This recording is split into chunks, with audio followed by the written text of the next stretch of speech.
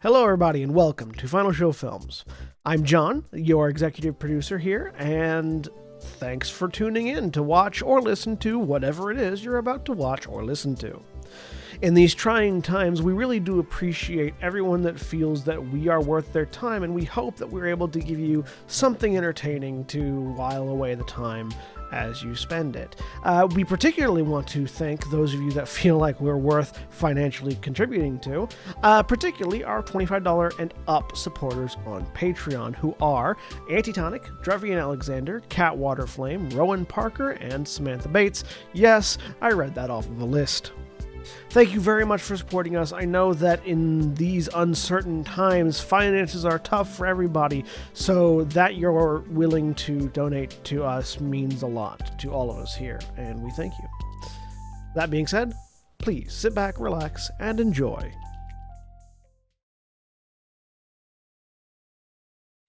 We're live. Hello, everybody, and welcome back to Gran, Terra, Shadowfront. I'm John. I'm your Game Master for the evening. Joining me today is Jeremy. Hi, my name is Jeremy, and I am original Jeremy. Jeremy Jordan is clearly a clone. Talk to Serge about it. He knows what's up. And I am playing Ariel, ASMR Gunslinger. And William. Hi, I'm William, and I am playing Valdez Stonebeard, the Dwarven Samurai, and this is going to be a trip. And Aaron.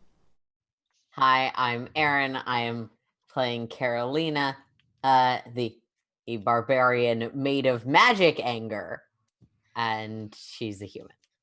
And Mara. Hi, I'm Mara, and I'm playing Titania Valkorian, a Ladrin druid princess.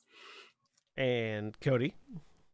Hi, I'm Cody. I'm playing Ithram, Hobgoblin War Wizard Ithram Volar, and once I get access to the clone spell, I will have an assistant named Surge.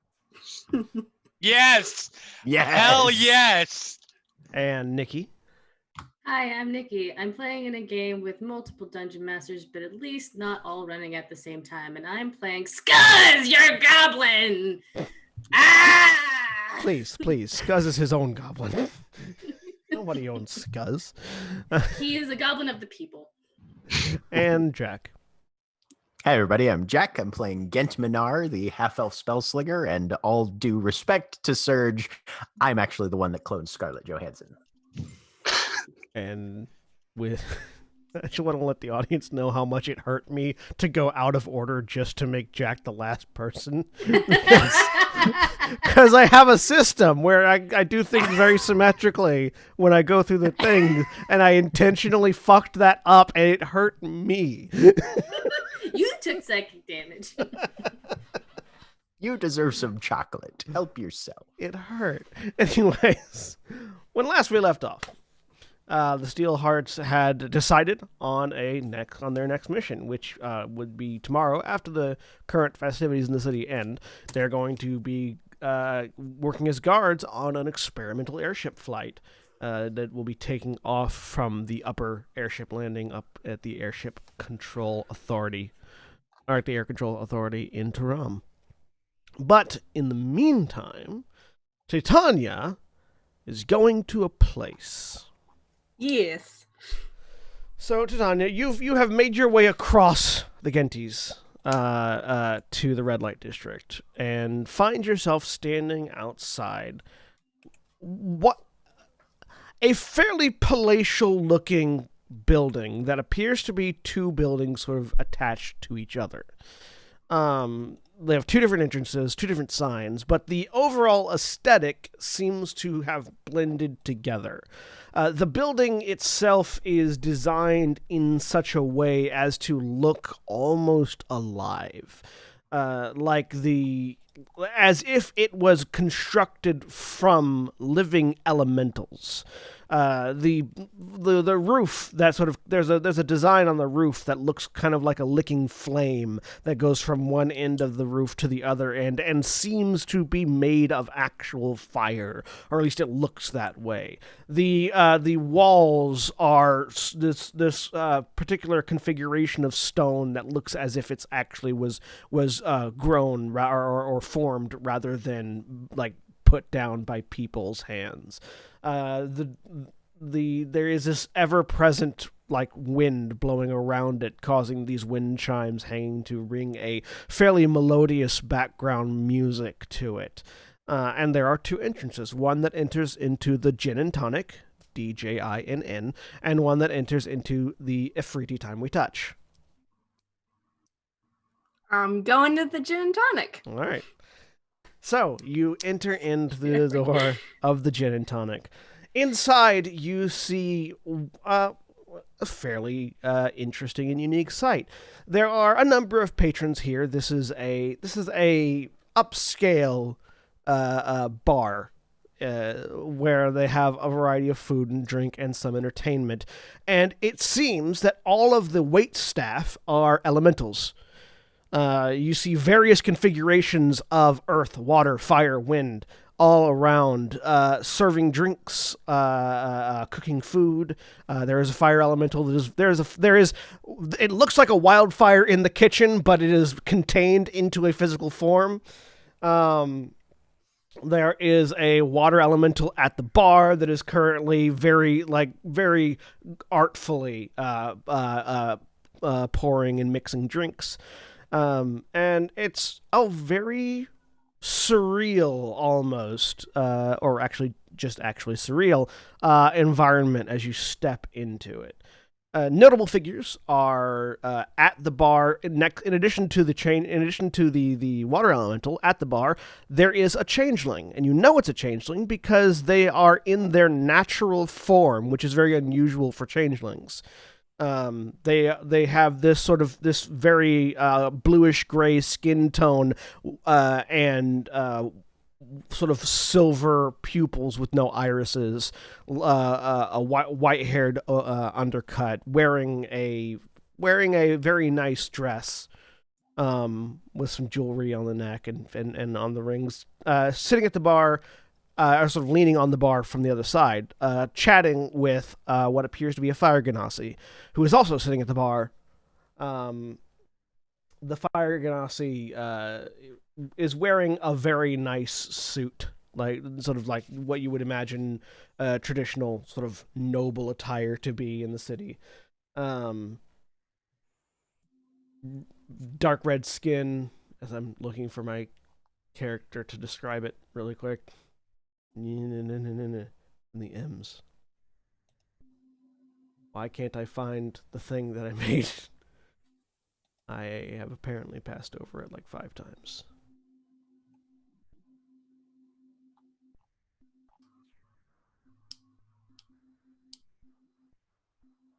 Pause while I look for a thing. Okay. Presses Why? the pause button. Ooh, this is pretty. Why can't I find what should stand out very much? I'm going insane. Everybody, congratulations, you get to watch it live. Have fun. As I am staring at a list of things that should contain a figure. Sort by alphabetical. It is sorted by alphabetical. There she is. Okay, I'm not crazy. I'm just bad at this. So, light red skin, hair that sort of looks almost like a wildfire itself, is sort of standing up and back. Dark blue and black outfit, with a ring on every finger, as well as piercings in the eyebrows and a big nose ring, just sort of leaning on the table leaning on the desk on the bar with a goblet. And those are sort of the two most notable figures. Everyone else is sort of fairly, your average bar to customers that would come to a place like this. Mm-hmm.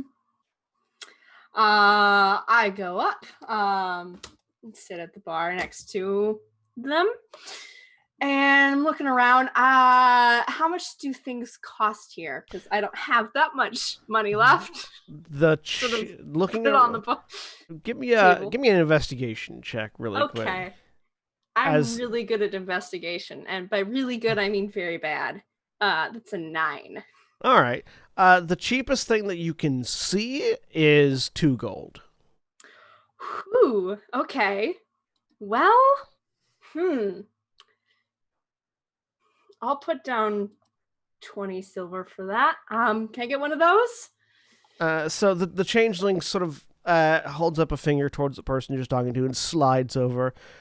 Welcome to the Gin and Tonic. I am Maury, your brewmaster for the evening.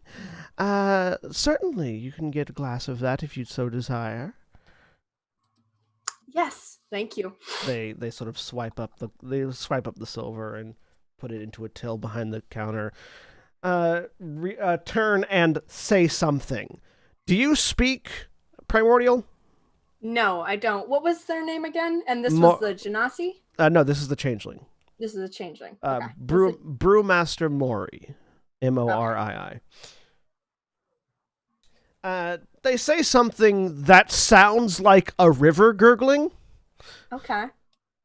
And the water elemental responds in kind before flowing around the back of the counter, or flowing around the back of the bar, and proceeding to mix a drink.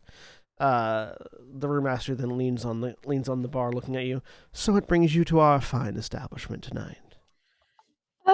Just trying to have some fun. Well, we certainly do have a lot of fun here. What's your name? Titania. It's a lovely name. I love your hair, by the way. It looks so gorgeous right now. Mm-hmm. I might try that color out myself.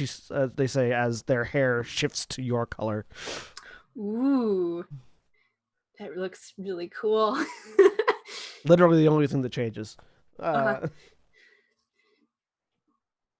After a few moments, the water elemental slops up to next to Mori and deposits it's a wine glass that's been put down in front of you, filled with this purple liquid that, as you look at it and sort of change your head, it looks almost like there's a constellation trapped in the drink itself, as you have purchased a glass of Star Brew.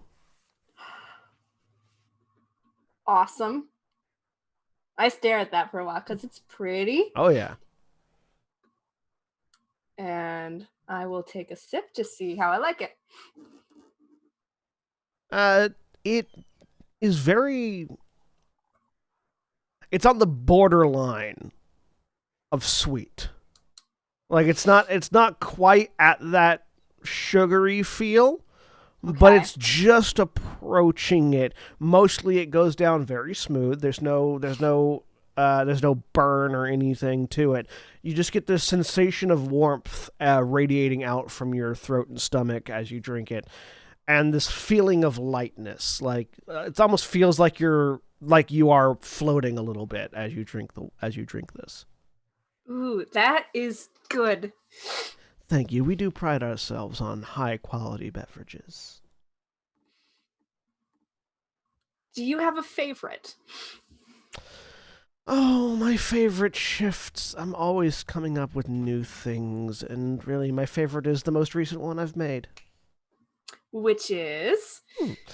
She looks over and sort of points a finger at a what looks like it's a barrel that looks like it is filled with fire. Like you sort of get this glow from the inside of this wooden barrel, like something is shining through it, and it has this sort of like flaming, licking quality to it. Cinder Ale is my newest thing, and it is delightful. How much does that run a glass? Looking at the pricing, that is about 5 gold per glass. I don't have that much. Yeah. I have 1 gold, 32 silver, 4 copper currently. Unfortunately. So you have 4 gold.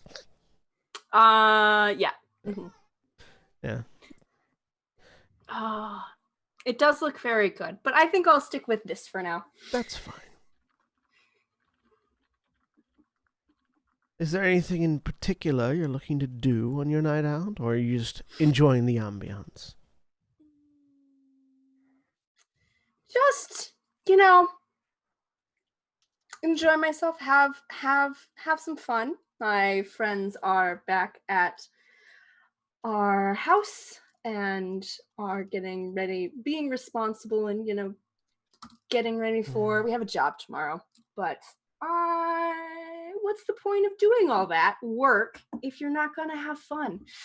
I agree wholeheartedly, as does my friend. She sort of indicates over to the fire elemental, who scoots closer and offers you a hand. Hello, Shula. Pleasure to meet you. Shula. Hello. I run the establishment next door, and I often come over here for one of Maury's delightful beverages. Ah. Yes. This is Madam Shula, Shula, the proprietor of Ifrit Time We Touch. Awesome. Well, if it's half as good. Sorry, as I almost choke on my own spit, because that happens occasionally. I'm good now. Well, if it's half as good as what is here, then I'll have to check that out sometime. Oh, we pride ourselves on the most delightful of times. Says Shula. I realize now that their voices are basically identical. A little bit. It's okay. Meanwhile, Changelings, man. is there anything else that anyone else is doing tonight? Gent's going to be spending some time doing some research to try and plan out what sort of spell invocation inscription stuff that he's going to try in the future. Okay. I don't think there's necessarily any role for it, but he's mostly going to be spending time in books. Maybe a little time in the workshop, but mostly scribbles. Reading books. If you go, if you do go into the workshop, you see that Merrick is currently working on tinkering out an injection blade of some kind. He's working on. It looks like a dagger, basically, that has a needle embedded in the blade where you can't really see. The only real key is that it doesn't have a fuller. Okay. What normally fullers are used to reduce weight, mostly in a blade, and so this sort of like fairly blocky looking dagger that doesn't have a fuller, but you can, as he's tinkering with it, you can see that he's installing a needle basically that would have the exit be at the tip of the blade. And some sort of, and it looks like he's trying to figure out the actual injection part of this, where getting some sort of trigger or something that would be easily hidden and also comfortable for the person wielding it. It's the fine tuning that he's having issues with. As we've learned previously, he's good at making regular things, but when he tries to do things that require any amount of dexterity, it blows up in his face. Yep. Which will make Gent just sort of take a look around the room and see if there's anything that looks particularly hazardous and maybe try and mitigate that if necessary. But yeah, so that's what if you go down to the workshop, you'll see that. Anyone else doing anything at the moment? If it's not too late, Ithram will just try to go quickly sell a pair of those fire elemental gunblade rounds and see if he can pick up a pearl for a spell component. Let's see. They're going to be less. They're going to. Yeah, if he can than afford it. So does the pearl have a specific cost associated to it? 100 gold. Yeah. Let me take a look at my selling mechanics. While I'm doing that, anyone else doing something? Ithram, do you need money? Always. But I should. I'm in no rush. It would just be nice to have this component should we run across anything interesting in our trips. Here you go. Scuzz will hand you 50 gold. I don't really need it. Are you sure? Yes. You don't want to save up for the hats I told you about? Forgot about the hats. I was in a fugue state. This is fair. You were quite fucked up from last night. I love Scuzz's flashes of academia. That was from the other Scuzz. I was having a talk with me. I was talking with the Scuzz in the mirror. Do you want this bag back? No. Take the 50 gold. I still have more money. I don't spend it on anything. How much were the hats going for? 75 list I saw. They looked fun. I'm sorry. They were 50% off. Yes, they were. There was a big gouge through the sign. God damn it. He will then slide you. Take back the 50, pull out 1 gold, hand that to you. and with his 49 other gold, I have to go buy a beanie. I tell you where they are. All right, for 75 gold, you now have a beanie hat of levitation. Oh my god. Oh, It's no. gonna get Your dumb in attunement? here. It is so. This is actually an item that is in D&D Beyond. Okay. If you search for propeller helm, it is a propeller helm. However, every time you use it to cast levitate, you need to roll a percentile and tell me what the result is. Oh boy. Okay. Nothing bad will come of this. So that Of course, By it's a from small Dungeon of the humanoid. Mad Mage. that is in No, yeah. that is in addition to the 50% chance that it loses its magic and becomes non-magical.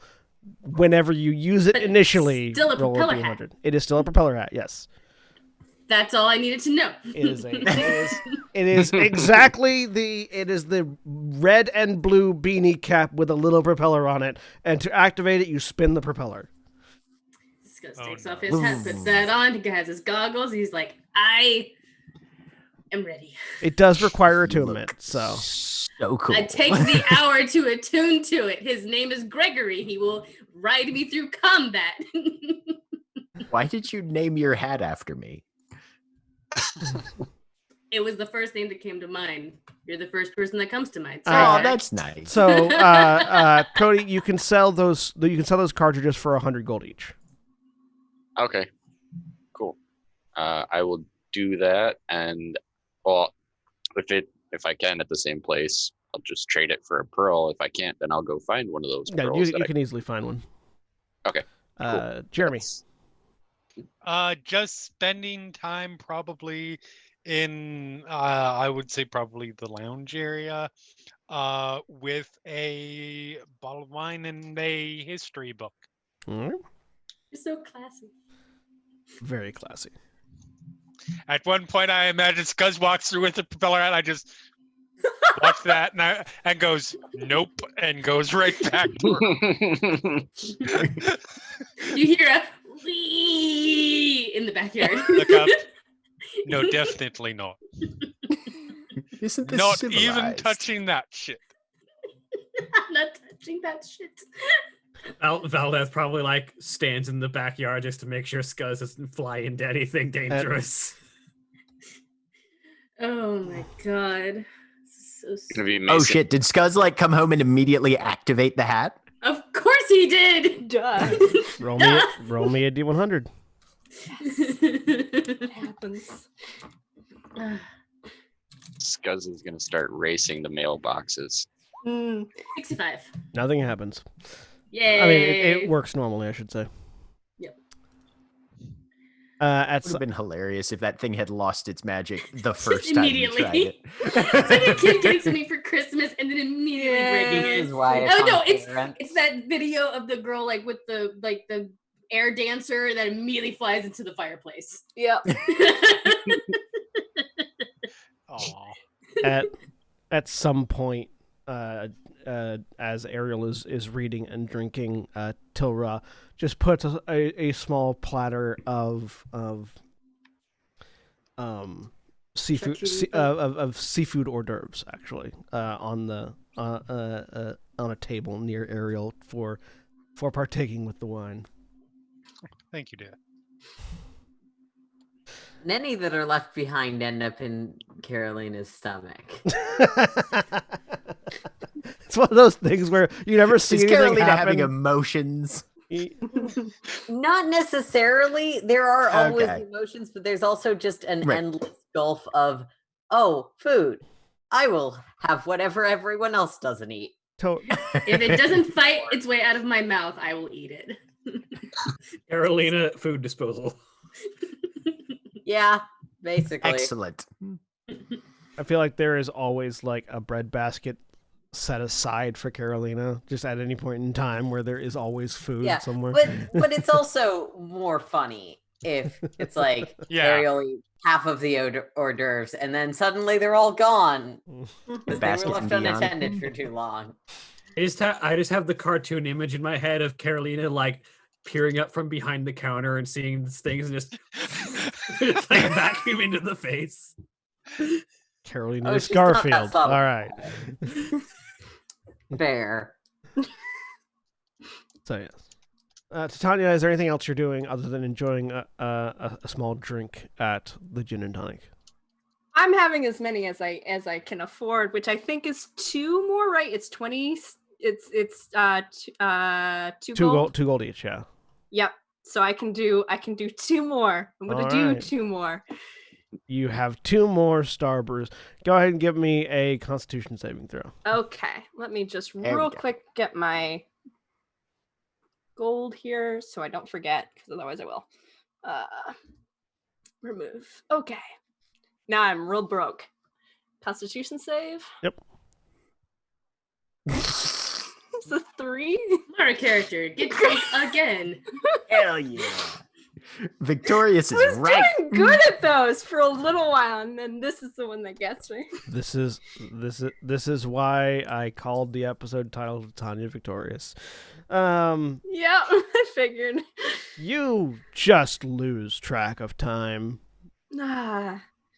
And at some point, late in the evening, Mm-hmm. those that are at the Steel Hearts, that are at the actual company house, there is the sound of mail incoming. That goes to check the front door. There's a letter, very finely on a very high quality cardstock, sort of like almost like a postcard in an envelope. I will open it. To whom it may concern, if you would kindly come and collect your drunk, and there is an address. Would you like me to go? I've got it. The last thing we need right now is a scolding. She just needs to get back. I'll leave that in your capable hands. I will make my way out there. So after a little while, you make your way to the gin and tonic. You see the exterior. The seems like 2 different buildings sort of stapled together in a fusion of elemental design. You go into the gin and tonic, and you see Titania.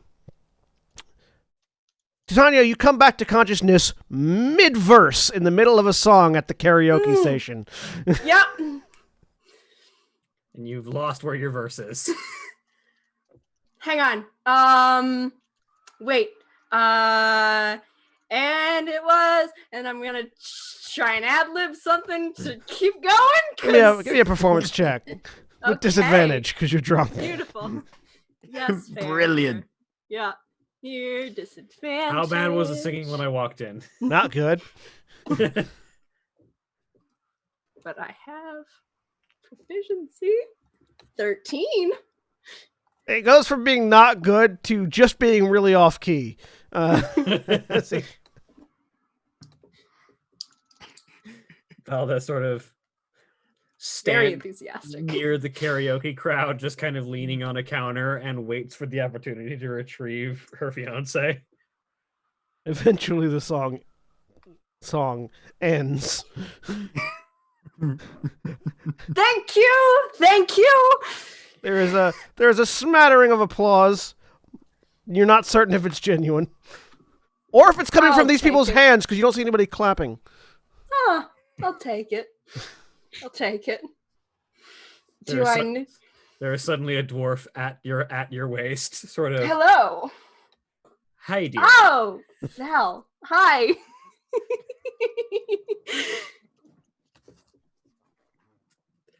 All right. This is why these two are my best friends. Let's get you home, shall we? Do we have to? Because you're here now, and I ran am out of here. money. But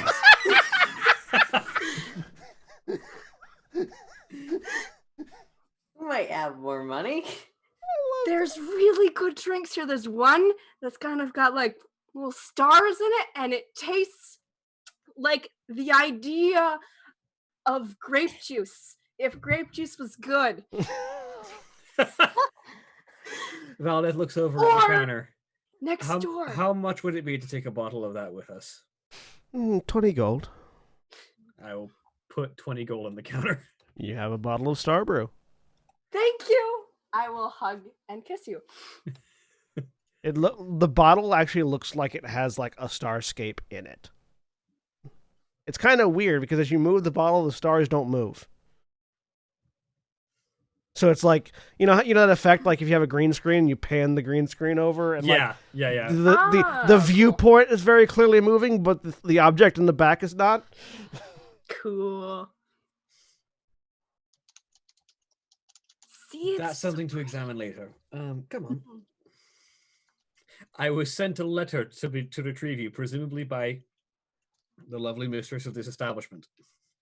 Oh! What was her name? Maury. Maury! Thank you! I'll wave in that general direction. If I notice she's somewhere else, I will turn that way very gracefully. They give you just this little smile and wave. Uh-huh. Valdez like looks over her shoulder at them and gives them the not the look of like not an apologetic look, but a you called my wife a drunk in this letter look, and just like that. I understand, but don't. The smile you receive gives no fucks.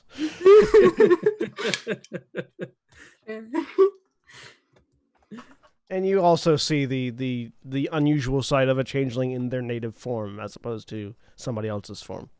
Mm-hmm. Valdez will lead Titania back. This is great. We have a bottle of it. Yes, we do. That's for later. Yes. Later. First we have to walk back, and then you have to get some sleep, so you're not going to be hungover in the morning. You're going to need water too. what if I'm gonna be hungover already? That's what the water's for.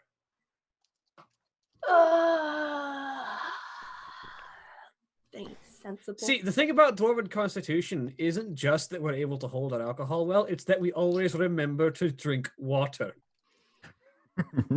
All right, you don't have to rub it in. There's other more interesting things. I lost the thread of that sentence. It's gone now. Did you have a lovely night sitting at home? Sparring with Carolina, but yes. Okay. I don't think she likes me.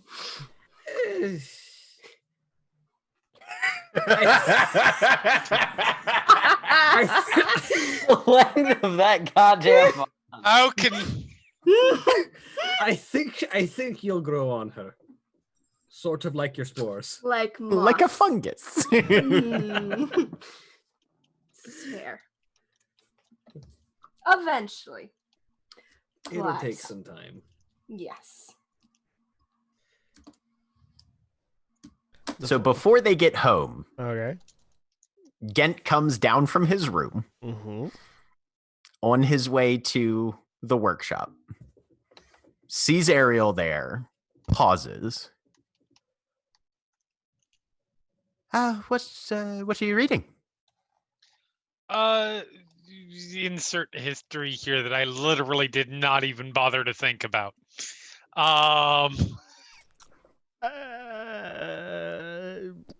Actually, you know what? No, it would be a religious history book because of everything that we've been learning as of late. All right.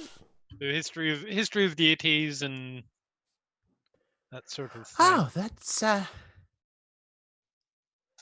interesting. Well, Yeah, I would, having made it about a quarter of the way through, I would debate that assessment with you. It's a very dull account, but right. passing the night. Everything He all right? stands there for about a what? Sorry, what was it? Everything all right? Yes. And then he walks into the workshop. Like how Git sounds like he just spent the last 3 hours furiously masturbating, thinking there was no one in the house, and then realized there were other people in the house. Ariel just watches it go. It's like, surrounded by fucking loons. Because that's exactly the sound. That's exactly how that person sounds. 100%. Yep. Like, oh, there are people here. Have you been here the whole time? Were you here for Did the you dolphin? hear anything from upstairs?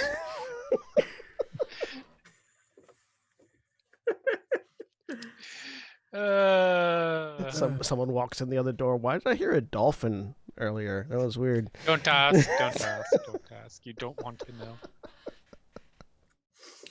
Eventually, Valdeth makes it back with Titania. Presumably. Yeah, you make it back easy enough. Yes. You make it back easy enough. Come on.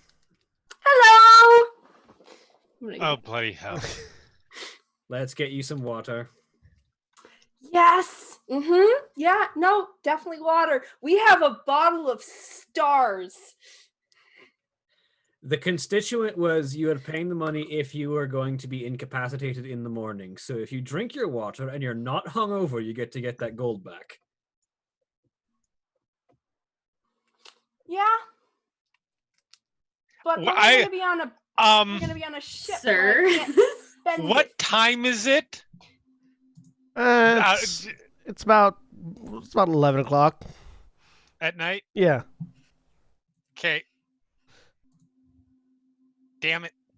Was there something you wanted to do before that point? No, I was hoping it was 1 so I could make an argument that it's fucking morning. And somebody is out some money. Therefore, Ariel will be waiting about an hour and then making an argument. Terrible. As those two presumably pass by towards sleeping quarters, Carolina will stick her head into the dining room. We also probably need to make sure we can make rent this month. Oh, I'm already considering it. Okay. The Lawful goblin dropped neutral 75 assholes. gold on fucking propeller hat. Oh, does Scuzz go past? No, that Okay. already happened. It only lasts for 10 good. minutes. That's okay. And I read it again. It's when the spell ends, Yeah, I make no. the roll. There are Oh, this okay. particular hat. There are 2 rolls because it was discounted for a reason. Uh-huh. What was the second roll I needed to make? So the first roll is when you activate it. That's the reason it's discounted. The one that it has on itself, you make at the end of it. Uh-oh. So you still need to make that. yes, probably. yeah, I have Yeah, to make so you that still one. need to make that It's 10 second roll. minutes. Fucked. So go ahead Here and we make go. go ahead and make that second roll. Is it another Another D100. 100? Yep. If I explode 31. It's fine. You still have magic. Okay. Okay. As long as you don't roll over 50. Yeah. The second roll is the one you don't want to roll over 50 on. Okay. Oh, just have me do the rolls. You'll be fine forever. No, I roll the first one, you roll the know second. whether the system is a high or Yeah. low system. That's true. That's Yeah, true. yeah. Yeah, it'll fuck me either way. The roll to lose its magic is if you roll 50 or higher. The other roll, you don't know what the conditions are. Only I do. Ah. Well, if there's talk of rent happening out in the other room, Gent will clamber back out of the workshop. How much are we going to owe again for the month or whatever? I don't know. That part of Slack was eaten. 210 gold per month. It's okay. It's It's in in the party notes document. It's also in a handout. How much do we need then, still? Assuming Titania's going to be hungover in the morning, because I look at Titania, she's going to be hungover in the morning because she's not going to drink her water. Not necessarily. Well, here's 50 from me. That'll put us at 75 gold in the party fund.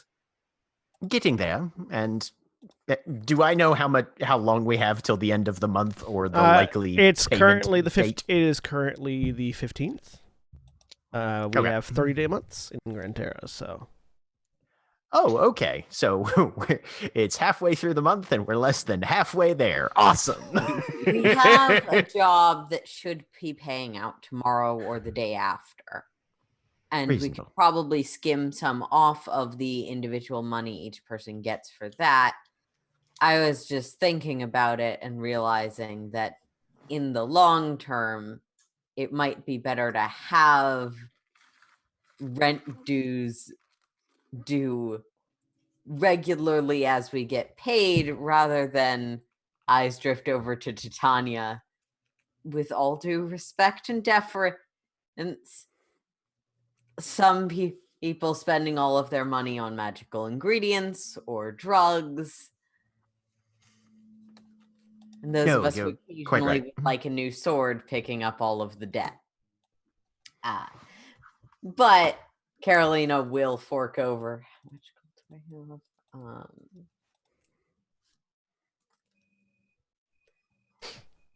50 as well. Which is at 125. I will, as our due date is the end of the month, I will contribute my pot at the end of the month.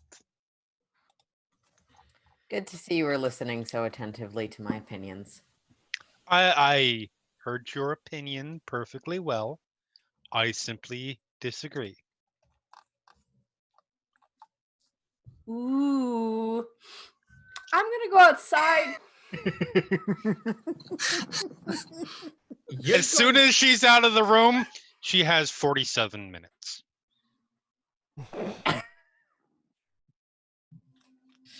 Looks to Titania's friends.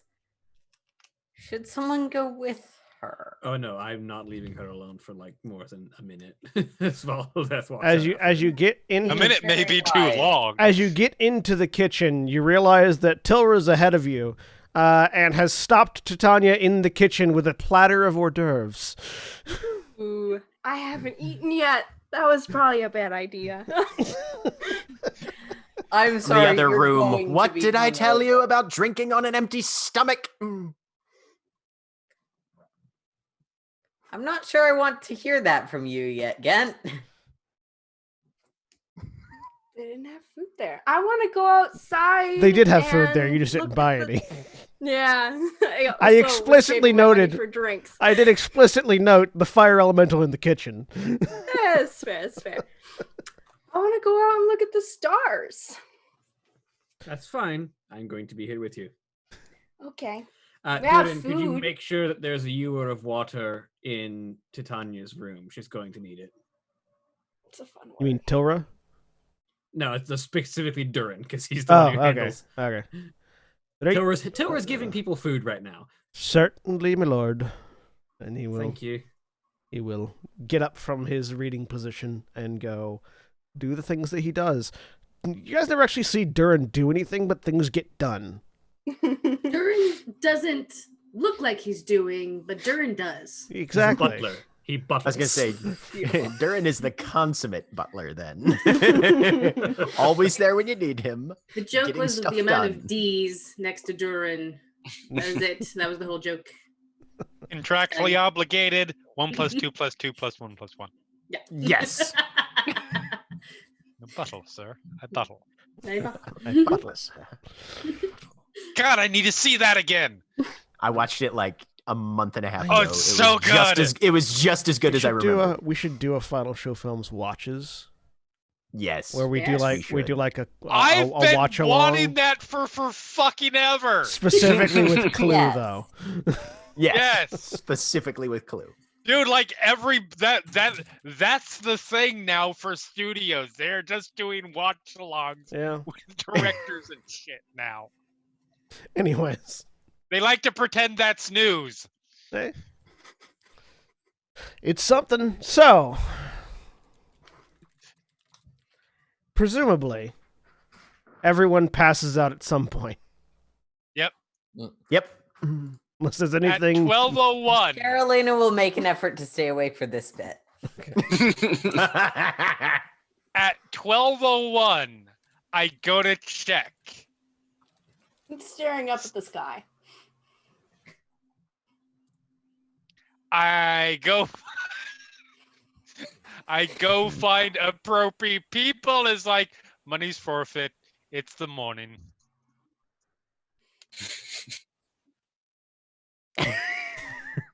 I'm curious who Ariel has determined to be appropriate people, actually. Yeah, because I legitimately don't remember who has the money.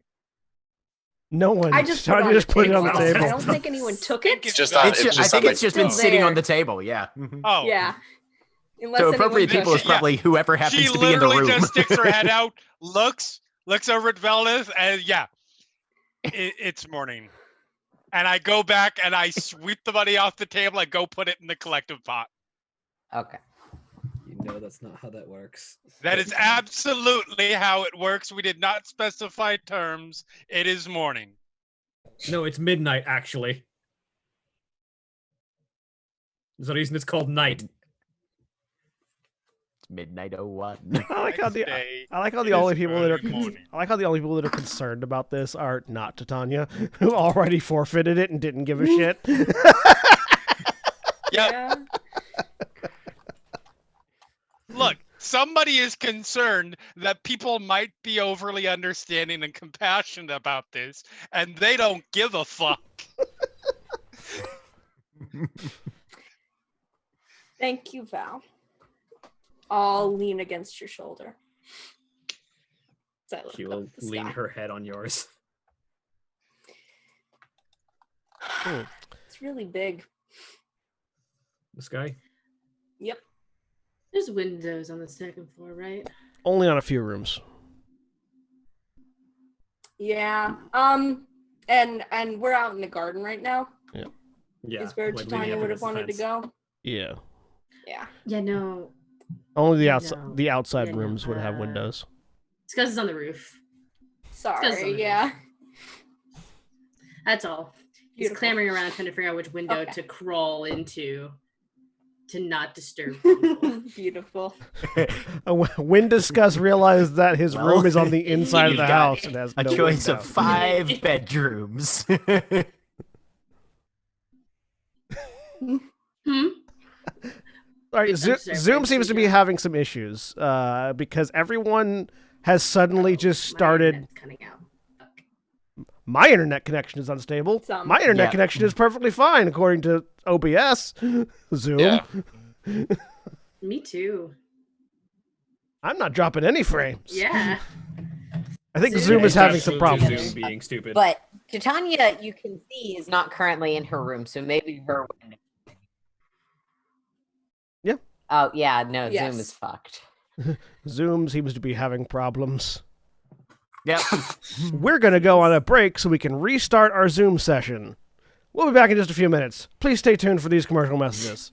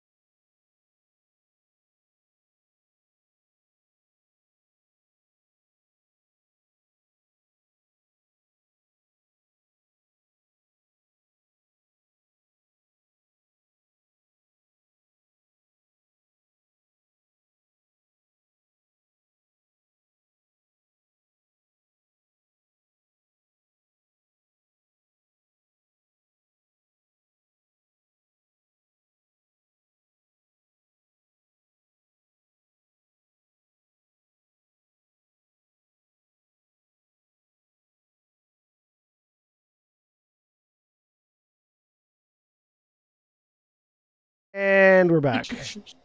So the thing about Alright. having a black mermaid in Disney films. Yes! And Did I make call it? for Yeah. everyone. Okay. So we're back. The Zoom seems to be working properly now. Sorry about that, everybody watching. I know from my perspective, just everybody suddenly went like robot-y and Same. like Yeah, just it was Same. jagged. Yeah. Yeah, that was happening. Mine was The audio weirdly was fine okay. for me. I just had no everybody's Yeah. video was frozen. Yeah. Mhm. But anyways, we were with Titania and Valdeth in the garden. Yep. Start talking about Little Mermaid. I will have a No. real mermaid eat you out of nowhere. It will just happen, Come okay? on, we need the outrage viewers.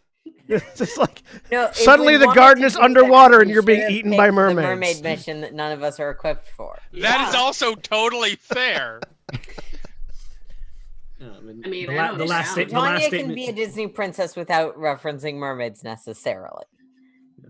The last statement was that the sky was big. Yes. It's really big. I Well, think it's real big. didn't typically see it all that often back home, which is funny because the level that I was on was closer to the surface than most others. Is it all underground? Most of it. Whenever they build a new level of Everstone, they build it down. So the original city was built basically on ground level of the cliff face. I say ground level on the entrance level, and then from there it was built down and out. Huh. But despite living on one of the higher levels of Everstone, never really saw much of the sky until I left. Comes with being shut in and kept from the world so that everyone can think you're a son when you're not. Mm-hmm. How you doing?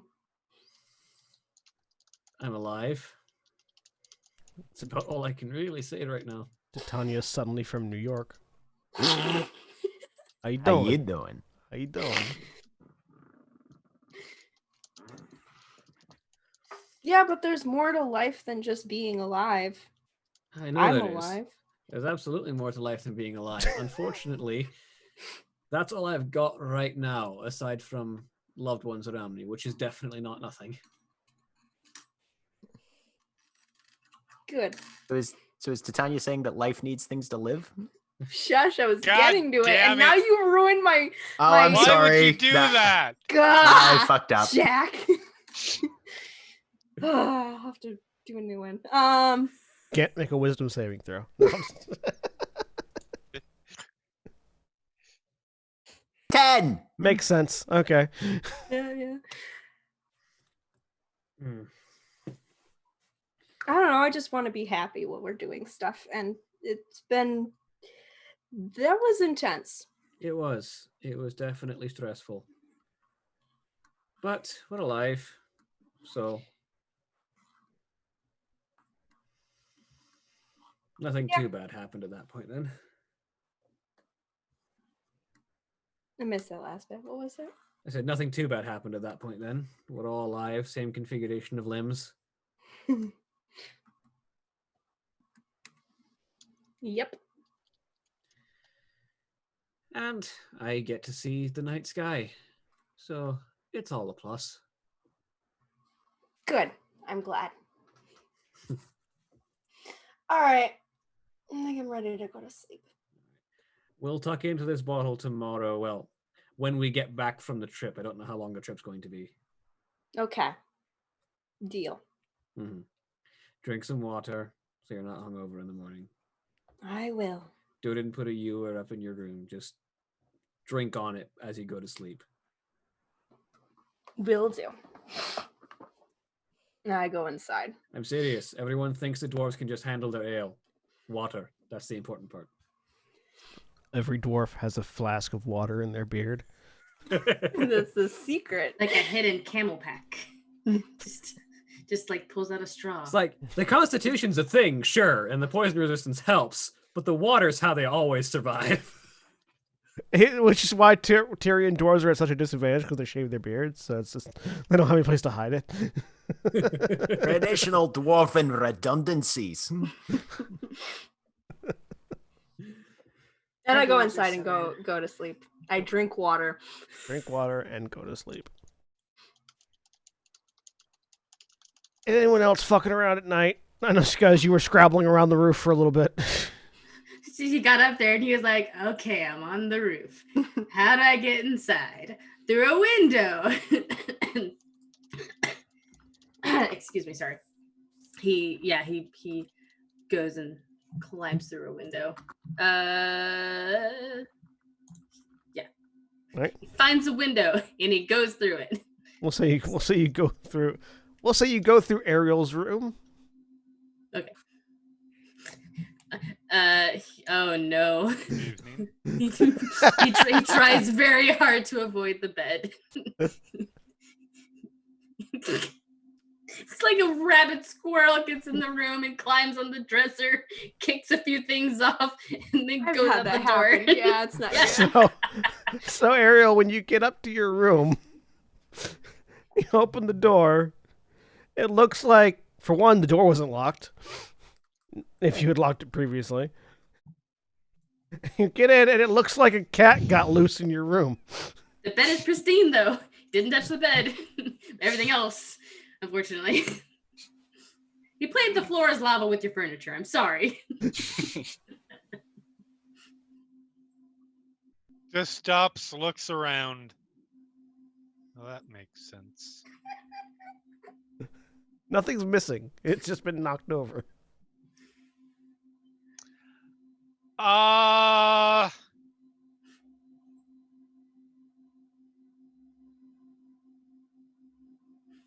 Yeah, she'll just sort of move through it all, shut the door, and avoid it all for the moment. I'll deal with this in the morning. Future Ariel can deal with this in the morning. So, you all get to sleep. This is where I pause for dramatic effect and for someone to go, and you wake up in the morning. Titania, you have no trace of a hangover whatsoever. Great. All right. I skip downstairs. Everything's lovely. But you all Good morning. Morning. Titania, the morning person. Yeah. She's not early in the morning. I don't think she can be early in the morning based on sleeping patterns, but she's very happy in the morning. But you're all awake. Gent is sitting downstairs eating breakfast and scribing on his gun. Good morning, everybody. I have a cool helmet. It lets me fly around. I have to go... You can fly? It propels me around for 10 minutes. I timed it. Cool. Would you let me check from the that look, real From the quick, looks of it, it Doug? was up and down more than anything else. Yeah, you can totally check it out, Carolina. Okay, Arcana check to make sure that whatever this is, it's not going to kill our... Sure, make an Arcana check. Oh. Yes,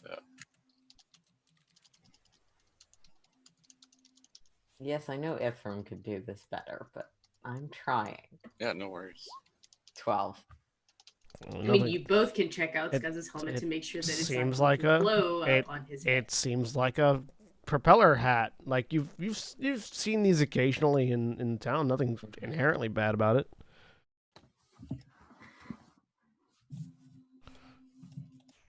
I got a great deal on it. Scuzz. Yes. It's not encouraging, but I'll hand it back over unless Ephraim wants to check.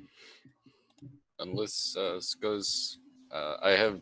This is the item that I want to go pick up for this spell. I can check it if you want. If you don't, it's fine as well. Good. I trust it. I trust the ingenuity of all of the Eases that work very hard in the city. It's not that I don't trust their ingenuity. I don't trust their priorities. Jeremy? Those the same thing? Jeremy? Thank you. Question. How did you get to your room last night? I ended up on the roof, and then I went through a window. Whoa, that propeller can get really high. Yeah. Do you remember whose window? The math symbols appear around his face. Popcorn has been acquired from somewhere. Yeah. Terra has a bowl of it on the table. Well, was it your room, Ariel? It's a very good guess. You just sound okay. mad at me. No, not at all. I am simply informing you that you have some cleaning duties to do. Okay, yeah, sure, I'll clean it up. Thank you. He takes a piece of bread and anime style, shoves it in his mouth, and goes to clean up his mess. Roll a D100 for me. Why? Wait, why? Wait a minute. Here we go. I don't have to tell you why. 97. Okay. That's disconcerting. You better watch out. You better Better watch watch out. out. You better watch out. It has to increase in intensity too, though.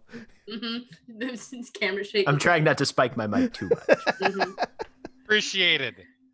Is getting a letter to somewhere outside of Taram, like the Arcana Mysterium, is that also magical? That's mail more. service? That is, yeah. No, the Is It mail service only works in city. So you sending a Okay. letter out would be, if it's addressed anywhere other than in the city, it goes normally. There are mail carriers. Okay. You do occasionally see mail carriers in the city. They very, very cautiously approach every mailbox.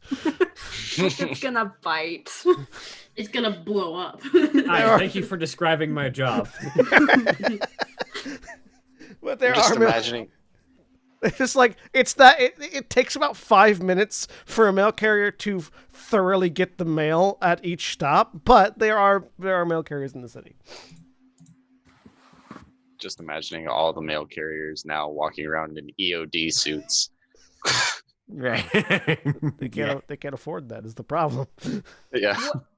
Well, if the plan is still to go to the Arcana Mysterium, the little trip after we finish this, I'm gonna write a letter to my sister. Let her know we're coming. What time do we have to be at the air docks? We're given a time in that contract. Noon. Around noon. Time then. Excellent. It's what, like 9 in the morning now? Yeah, we'll say 9. Mm-hmm. We've got 3 hours roughly. We'll Understand. probably want to fly rather than walk, Yeah. but I understand that it is in the 3rd tier of the city, and you guys are in the 10th tier of the city. As long as we've got enough for an air cab for everybody.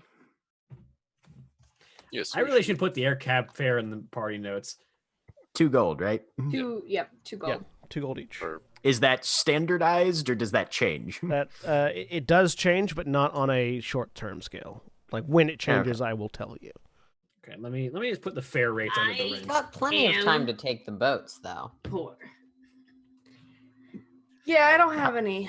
Yeah, boats are How 5. long would So a- air caps 2 gold, boats 5 silver. How long would a boat ride from 10th to 3rd take? Probably an hour and a half. Okay. We could take a boat, yeah. I'm fine with that. Fine with me. I would be fine walking, but I don't trust you not to get exhaustion. The Well, also, walking would probably take too long because you have to Please. cross the entire district every time. That's how they get people to pay for fare. Mhm. I don't have enough money for a boat. I've got enough to cover you. Thank you.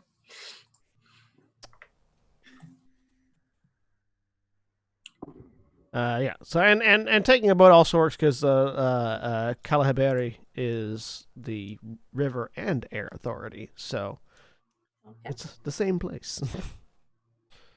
The RA. RAA.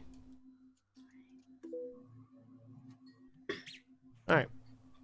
Well, Ghent doesn't really have anything to do before we leave, so. Ithram resummons Mal. And I'm gonna write a letter to my sister. Okay. You can tell it to me here. You can message it to me later. However you want to do that. Oh, I'll just do it. Hello. It's Titania. Your letter was delightful. It's wonderful to see your drawings again. You're out of words. It's a letter, not I don't even. If I get sending, I'm so excited because sending's my favorite spell. But I don't know if I get that as a druid. I haven't looked that far. No. We might be heading in to see you. That sounds very interesting. The magic. We have a wizard in our party who is just fascinated by all of that. So I am sure he will want to come and visit. And if you could arrange a tour, that would be delightful. But we will definitely come and see you. I want to see your face. And say hello. And I have some questions about just family stuff. So, it all works out. Love, heart, flowers, some doodles at the bottom to fill up the page. Titania. All right. The letter is addressed and put in the mailbox. Yep. Later, a very shaky mailman will approach to get it. I like the idea that if a letter goes in that's addressed to outside the city, because it's still reading the letter, obviously, to tell whether or not it can send off a rocket. If it knows it can't, it just sends up a flare for a mail carrier to come get it. Yep. Actually, a little white flag pops up on the side and starts waving. Nice.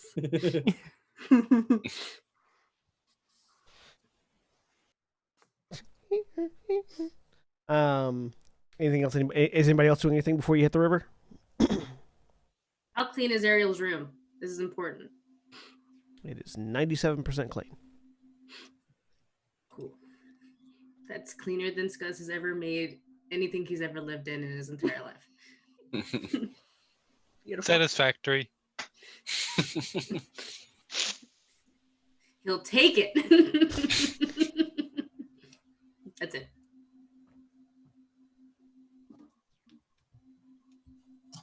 Sorry, I've been having really bad heartburn, for the past couple of days, and it just hit me again. Sorry. Okay. Sorry, just my esophagus burning away from my stomach acid.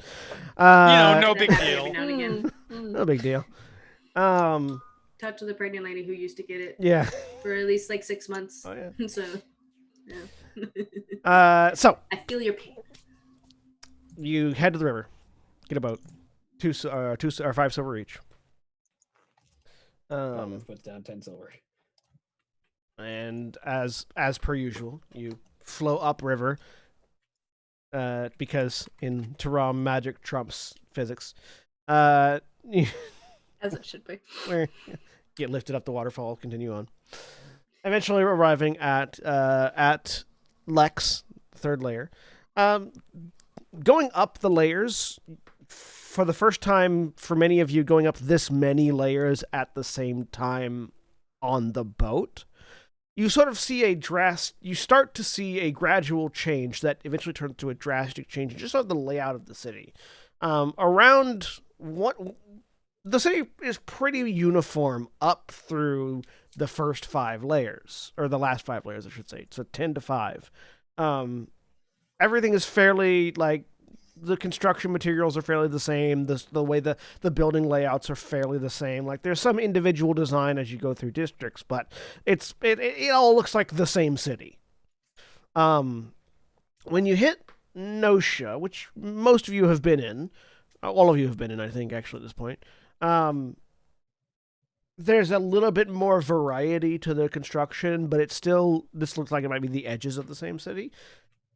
Going to Cybus, which is the 4th layer, it suddenly feels like almost like a mountaintop retreat. Like it's not even the same city anymore. And this might have to do with the fact that Cybus is where much of the in-city agriculture takes place. In order to be self-sufficient in times of war or siege, Terra has places in the city where they have farms, so they're not completely reliant on external farms. And Cybus, the 4th layer, is where that all is, along with the Druidic Forest. So there's a lot of plant life and a lot of almost suburban-esque or rural-esque nature to this particular layer, which is drastically different from even one layer down. And then when you get from there to Lex, it is even weirder because you can see kind of almost the entirety of the layer from any one location.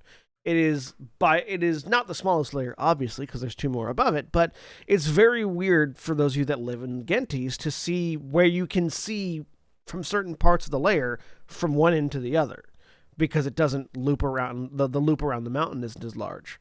And the buildings here are pristine. It's almost like it's like a different style of structure. Whereas below there's a lot of wood, stone, and metal. Here the buildings are almost works of art. There are 3 primary buildings. There are many buildings around, but there are 3 larger ones that stand out from the rest. That being the Administratum, which is the government administration, the Caliaberi, which is the river and air authority, and the Populares, which is the civil authority. These 3 buildings stand out. The Administratum is this large building of marble and Gothic construction that seems like it probably houses several dozen offices within itself, where all the complexities of running a city like Terra occur on the governmental aspect. Caliaberi is this. Almost looks kind of like a marketplace built around this large clock tower that is one of 2 clock towers that are in the city, where the airship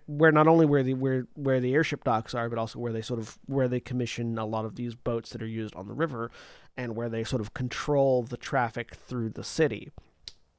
And the Populares is an open forum, where it's this almost Greek or Roman looking forum design, where it's a large back wall with stadium seating on opposite to it, where people will come and discuss. And this is where the civil authority both takes place, but it's also where there are like city council meetings and things like that happen within Terra, as well as layer meetings where the civil administrators of each layer will meet together, and these meetings are open to the public, and this is where they host those. And it's also where people can voice their concerns or their requests and things like that. It's very different from everything below, these 3 distinct areas. But you head to the Civil and Air Authority, specifically to the clock tower, where you were instructed to meet with Meravared, who is a guard captain that you had met previously when you were hunting those bandits in the Foundry District. He's very easy to spot. This is a gray, sort of ashen-skinned elf who looks kind of like a drow, but distinctly not a drow, with white hair, purple eyes, wearing the black and gold armor of the Tyrian City Guard, who is just sort of leaning against the clock tower, waiting for a group of adventurers to arrive.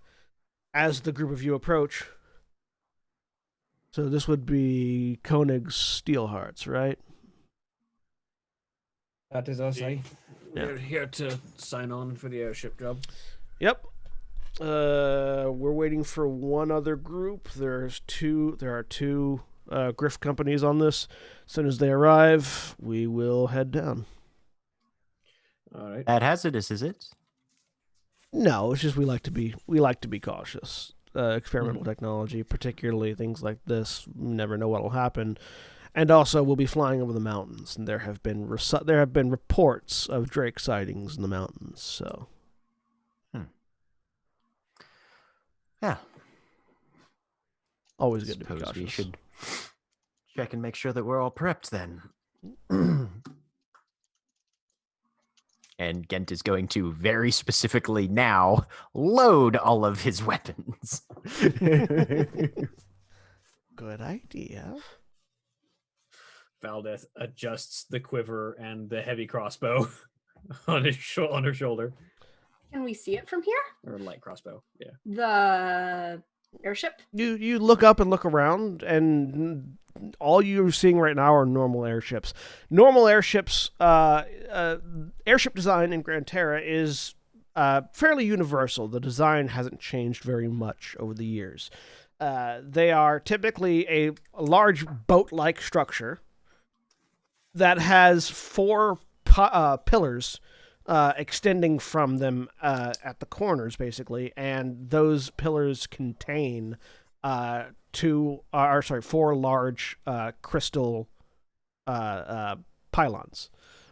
That this is the source of the magic that keeps them up. These crystals. Crystal is a very good, in magical terms, it's a very good storage of aether. It stores aether very well. So it's typically used for powering things that need to be powered for long term. So these four gigantic crystal pillars are used to keep airships afloat, along with a sort of a blimp-like balloon that's attached at the top of the ship, which is used both for buoyancy and also that's where you get your direction from. So you look up and look around, and mostly you're just seeing there are a few different designs, but they all follow that same pattern: regular airships. Where is it? And so I was gonna say, so we're taking off from this clock tower, though, right? Correct. And in response to your question, Maravar sort of looks at you. At the moment, classified. Oh. It's roughly at Gent that. gets a little sulky at that. It's roughly at that point that all of a sudden it got dark. As some of you turn around and you see the largest minotaur you have ever seen in your life. Oh, hey. Particularly impressive. We know this guy, the players. Particularly impressive because he's flanked by other minotaurs that he dwarfs. There is a flank of minotaurs behind you. About 5 of them, the head of which is this massive specimen. Black fur, horns that look almost like they've been carved out of rock. Wearing a sort of a sea green, teal, or seafoam green robe with a large beaded necklace on, using what appears to be a double-headed axe, or like a double-headed great axe, as a walking stick, long orange beard, and a long orange top knot hanging down. Oh. Hello, I'm Titania Valkorian. You must be the other Griff group? Indeed. We are... Sorry. My brain just completely destroyed itself. We are the Mountain's Horns. I am Volos of Tuatapur. Hi, I'm Valdez. Scuzz of Bucket Street.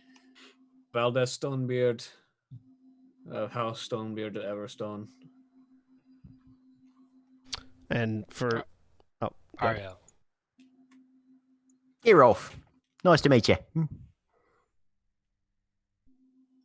Carolina.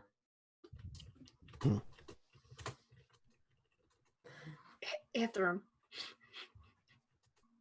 You're muted. You're muted, You Cody. are muted, Cody. Maybe So why. whatever it is you just said. Stupid fucking headphones. Ithram accidentally silenced himself. Oops. Whoops. Itrumbola.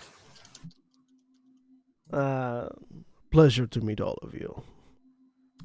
And he'll introduce the other Minotaurs, none of whom have names because they're not important. Yeah. Says you. You need to adopt one and make it a regular cast member. Working on it. Oddly, Surge. their armor is all completely red from the waist up. No, they're all seafoam green as well. But this Spiritually, it's red. yeah, spiritually they're red. Too.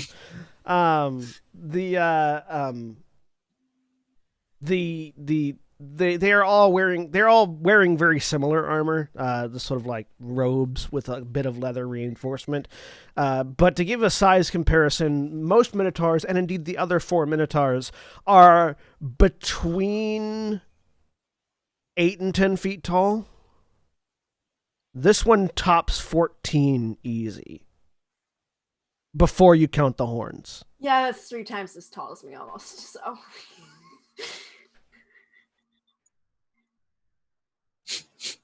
Look at He's way a up. he's a large category creature. He was in Scuzz the last probably campaign, comes up too. to his knees. Yeah. Yeah. Cool. Maravard looks up.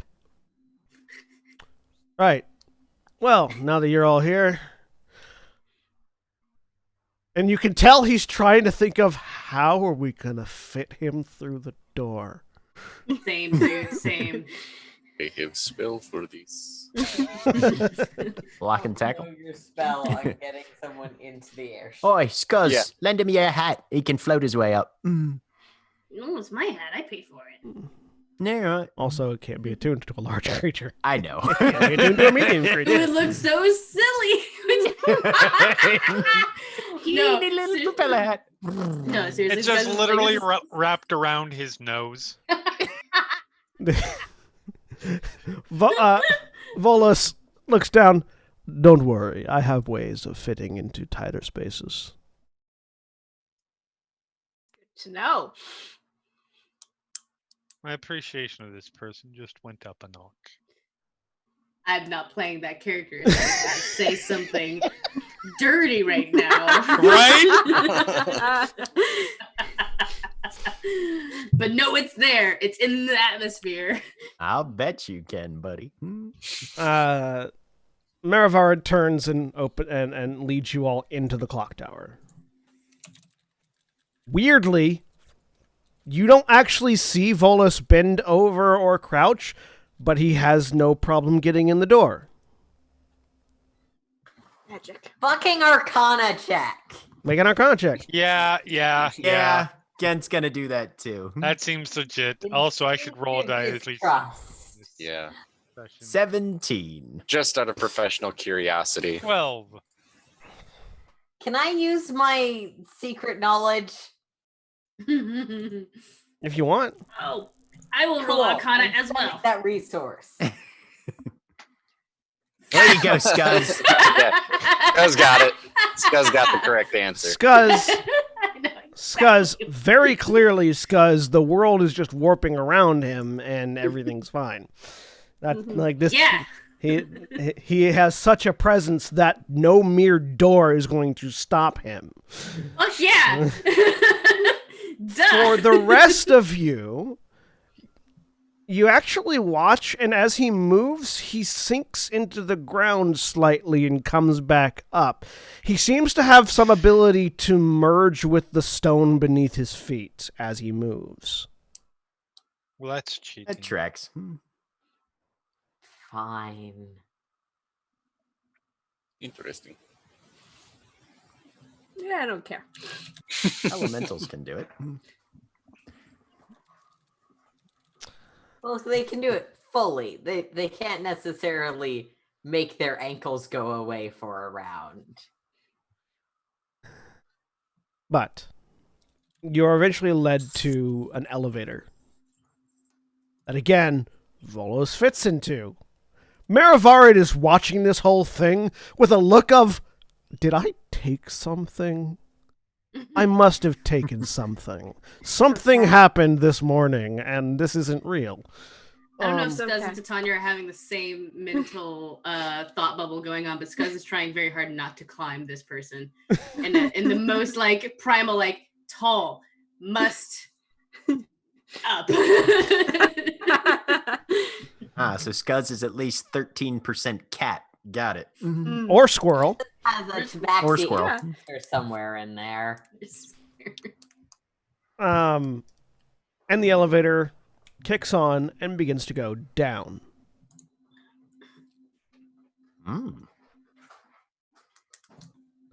After a minute, Gent is being glad he didn't give in to his impulses outside. After a minute, the elevator stops. You all get off. And are led into what seems to be a large underground facility, in which you see the experimental airship. The first thing that strikes you is that the entire construction appears to be made of metal, which is odd because airships are typically wooden. And there are no pylons. There's also no blimp. There are instead multiple large-scale versions of the propeller that's on Scuzz's beanie hat. Sort of set, like two on each side, set into what appear to be some sort of like, looking at it, there are hinges and joints, some sort of mechanical arms or armatures that are attached to the sides of this thing. Scuzz touches his head. She's like, "You were the baby. This is the daddy." Maravarid looks over his shoulder as you are walking. Welcome to our airship manufactory where we're currently working on this particular model of airship. The thing you see before you, and the reason why classified previously, this is an entirely mechanical, non-magical airship. The reason why it's experimental. We're hoping that it works, and if it does, you'll be on board when the first flight goes. It'll be the first non-magical powered flight in the history of Gran Terra as far as we're aware. You see the little Carolina approves thing, like it's like Life is Strange or Mass Effect or something. Ithram's face is bunched up in confusion. How does it not fall to the ground because it's really heavy? Science? I don't really know the science. This is something the House Stonebeard engineers would want to get a look at. Well, they'd have to talk to the Izzet first.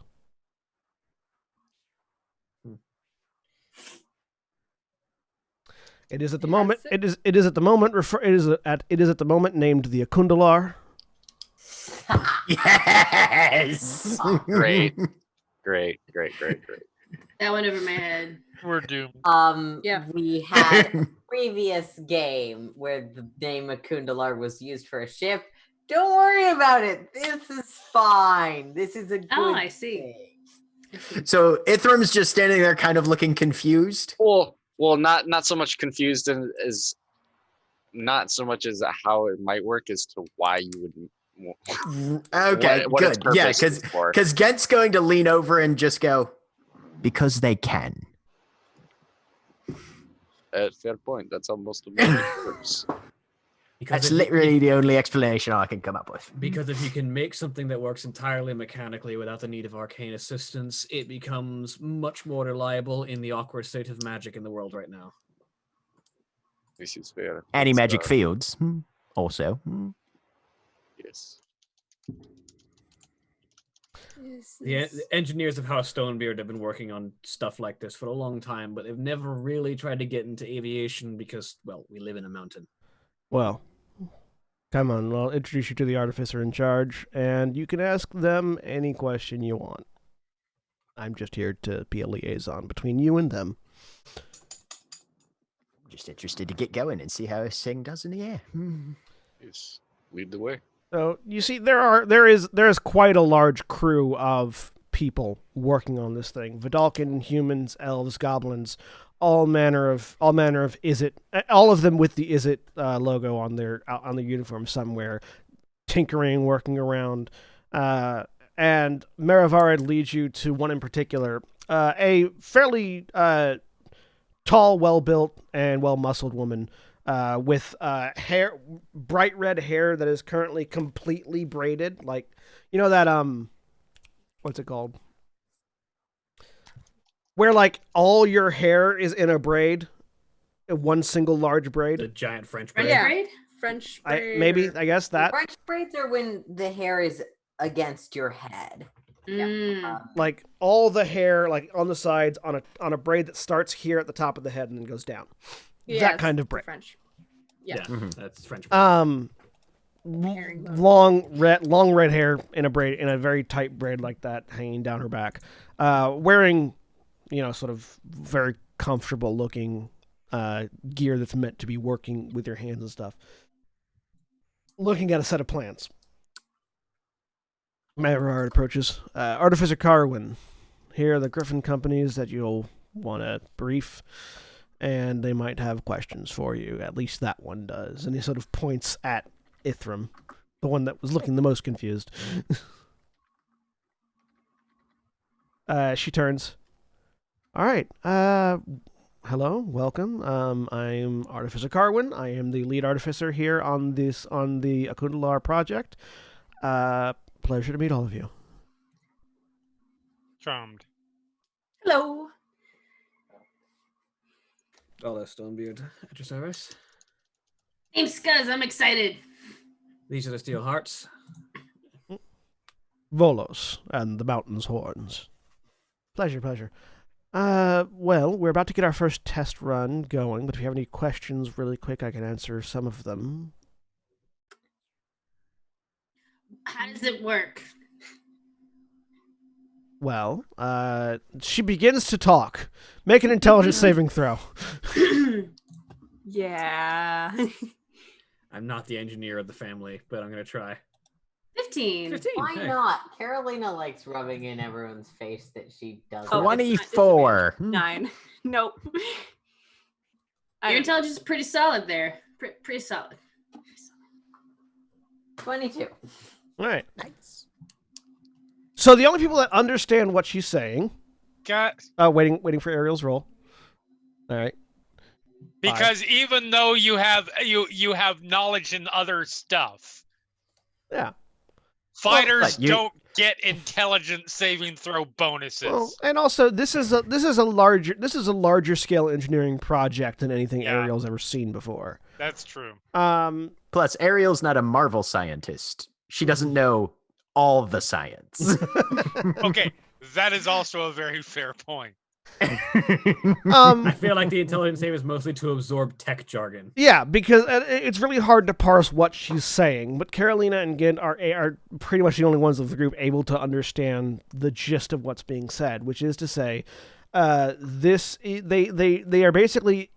They have a chemical reaction engine, which is an engine that it generates power via chemical reactions inside the ship that powers the several fairly massive propellers, as well as several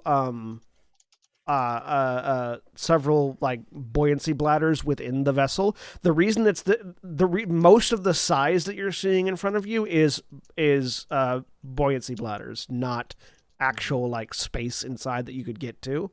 The ship, the workable ship space is fairly small, but functionally they've basically worked this engine that they've created to its most efficient state possible, and are using 4 of them one for each propeller that you can see right here, as well as another primary propeller that provides lift from the center.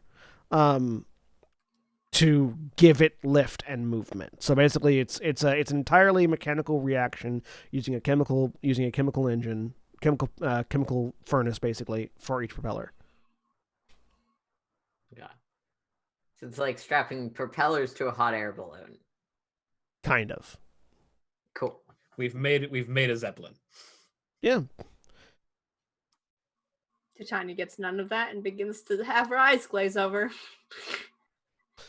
Valdeth kind of follows along, mostly from things that she's heard the engineers of her family say, and is just like trying to parse with relevant information. And it's like losing it.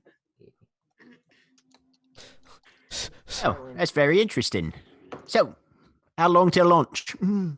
Carolina's trying to play it off as though she doesn't understand, but clearly all of this makes perfect sense to her, and she doesn't even, it doesn't occur to her that no one would understand this. Well, the first test is going to be beginning momentarily. If you'll join me behind this blast shield, as she moves over to where you don't see anything initially, but there is just this vague blip in the air that would indicate a wall of force. Oh, okay. That she goes and stands behind, because as confident as they are, there is still a chance that something explodes. Right. Gus has seen a Always. blast shield before. Chemical engines, man. Yeah. Valdeth will step behind. Yeah. The Gens- first person to build a combustion engine probably stood behind something similar. I don't think they stood behind a wall of force, no. No, absolutely No. not. But similar in principle. But I'm building an engine that runs on tiny explosions. yeah. Or not so tiny in this case. There's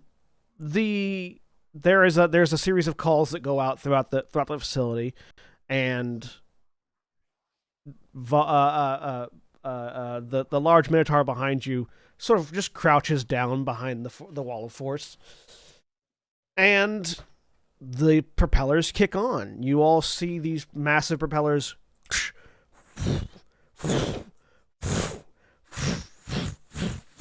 as they spin up to speed. The armatures that they're attached to all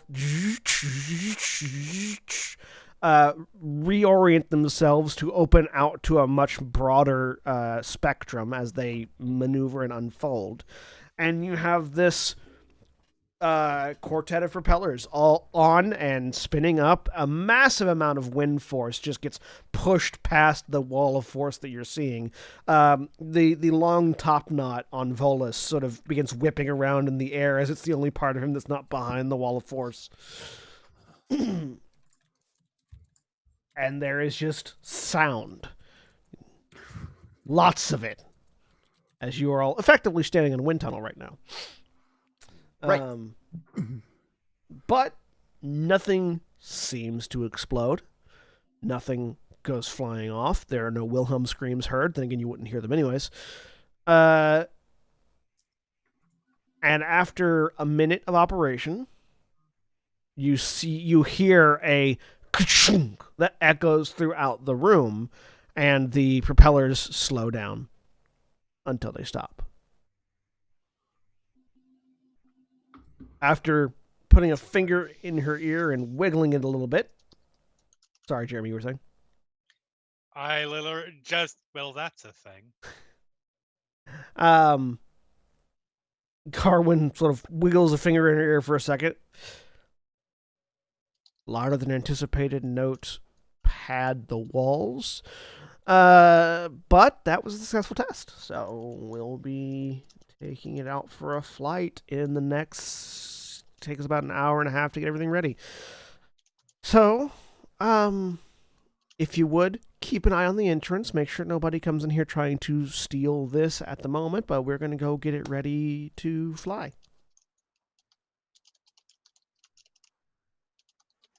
And she heads off with the other Frog engineers. just goes to stand by the Ready end. to go on to this plane. He's a very excited goblin boy. These are just kind of like standard sized doors, right? A little bit larger. They're cargo doors, but yeah. Okay. But we're not talking like a 3-story door. No. or anything like that, right? Yeah. No. You have no idea how they're going to physically get this thing out of this building. Yeah, that's my question. Gent will just post up on a corner somewhere and keep an eye out.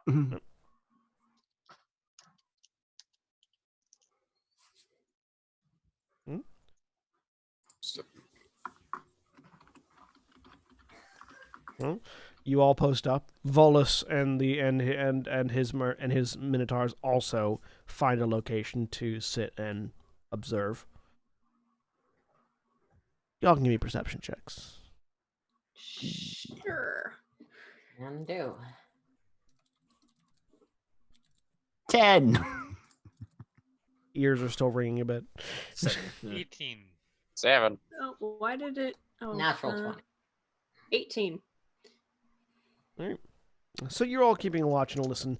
It doesn't seem like anybody is coming. Seems like they've done a pretty good job of keeping this area confidential, so that nobody really knows that this construction yard even exists at the moment.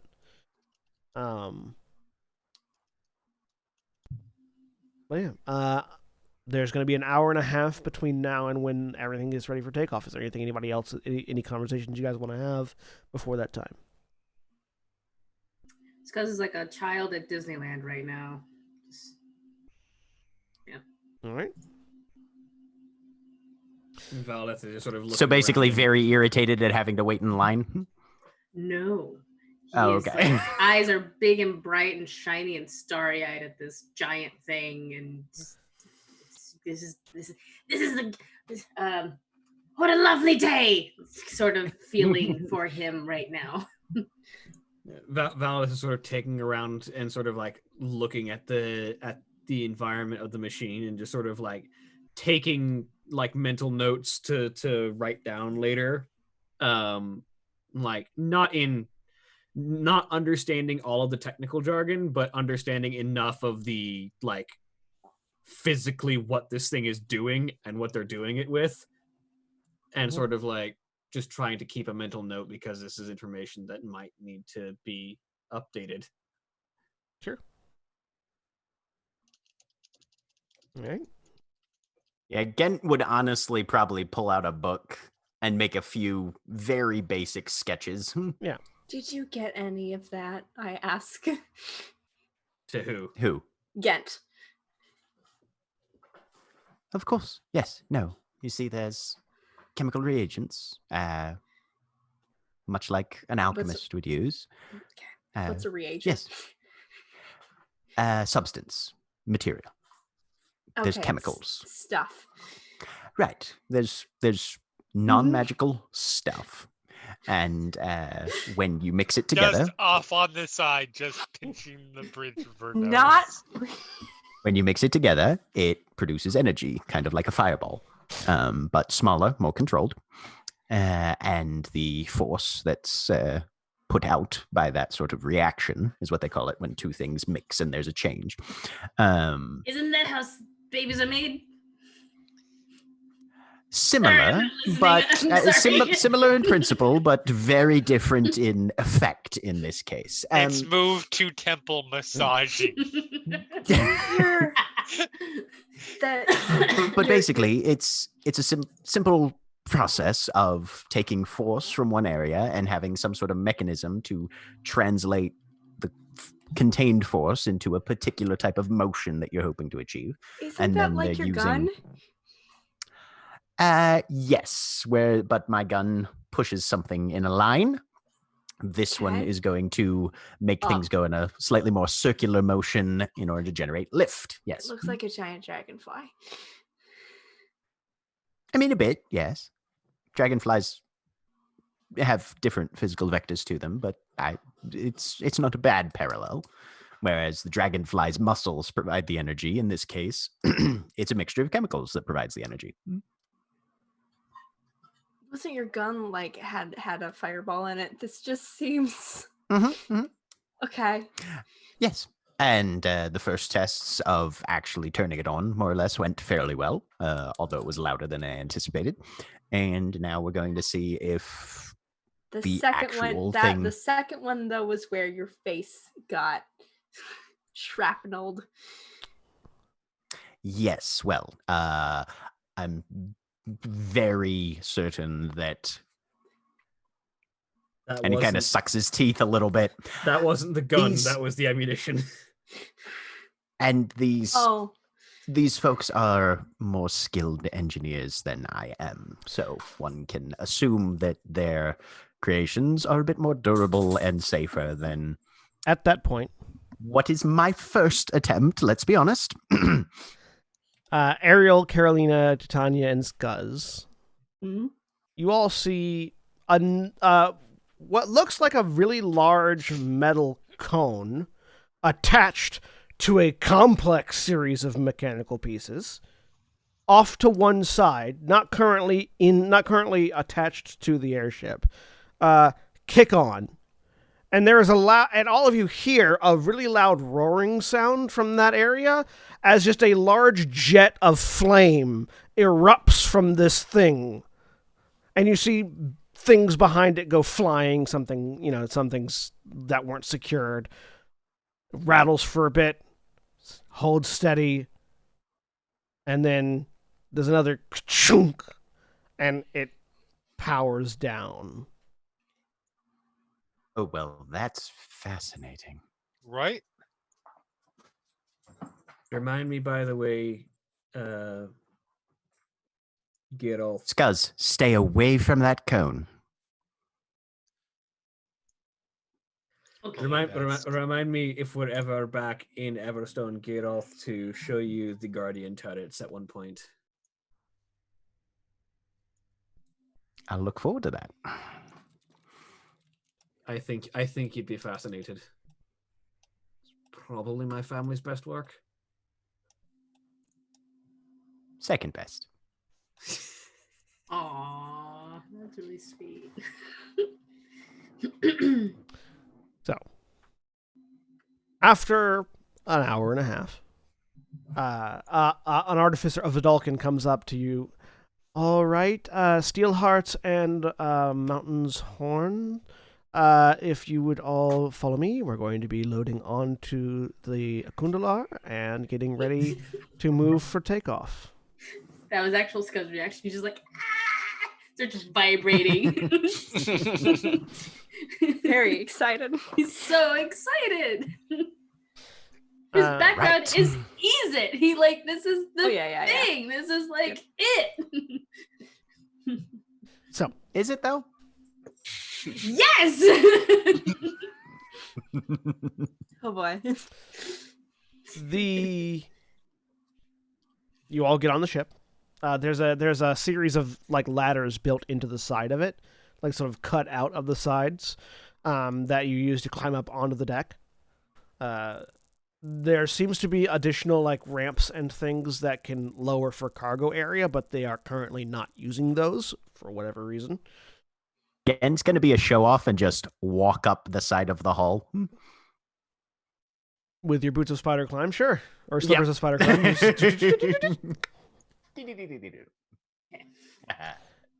Walk in the normal way. Well, climb. But to climb in would be very distracted.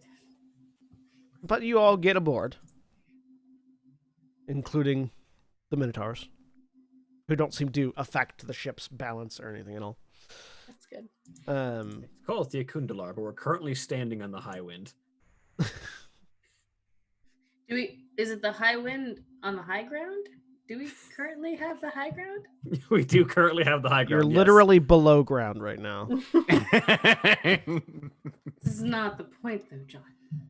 Currently, we have anyway. There, as you're so people are moving around, going to various stations and locations inside. If any of you go below decks, you find that it is mostly engineering right now. They haven't really designed for comfort or for like passengers or anything. It's mostly just function at the moment. There are places to sit down and rest if you need it, but this is not designed to go very far at the moment. This is proving the concept. Sorry, I'm so sorry. Oliver has something very important to tell everybody. Can you say, I believe in you? I believe in you. Aww. I Thanks, believe bud. in you.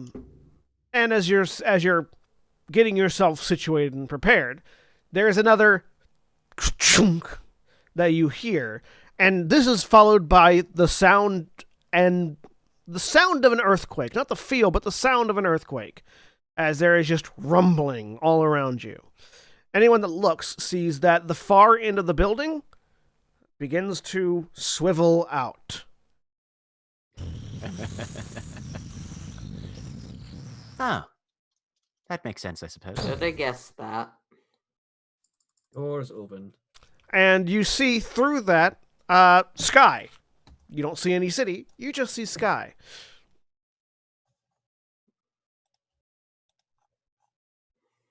Okay. Do I think there was spatial or teleportation magic involved, or just logistics? Probably just logistics. Okay. Anyone who wants to can give me a history check. I get to Or a add nature double check, proficiency- actually. Do I get to add double proficiency for What this is because nature? for stone cunning? No, this is a geospatial awareness thing, not a stone cunning thing. Nah, I do not go underground. What is this So concept? rare to get to use stone cunning, isn't it? 5. I know. 16. I I was got a distracted by 8. shit. 17. Hey. 8 with natural 1. Oof. Ow. So, Gent, Titania, and Ariel. You're pretty certain this is facing out the mountainside. Probably the mountainside, probably the western mountainside of the city. Okay. 'Cause And is it like a long tunnel, or is it like literally right in front of the prow it's, of this thing? It's not a long tunnel, but it's not right in front of Okay. you either. Okay. It's a little bit further away. But... All right. There is a buzzing of an intercom. All hands brace for takeoff. Grabs Grab whatever handle things? they do. Right, yeah. Grab the nearest thing Stabilize. that looks like you would brace it with. There are Grab Ithram. there are many rails. There are many rails and handholds all throughout the ship. I grabbed the big Minotaur guy for stable reasons. Valar just sits on the deck, and so he Yeah. is a And trust to inertia. basically. Yeah, I'm like, I'm so sorry, sir, but can I use you as a ballast? Is ballast the word this Gus wants to use here? Can I use you as a handhold to make sure I don't go flying around He reaches down, picks you up by the head?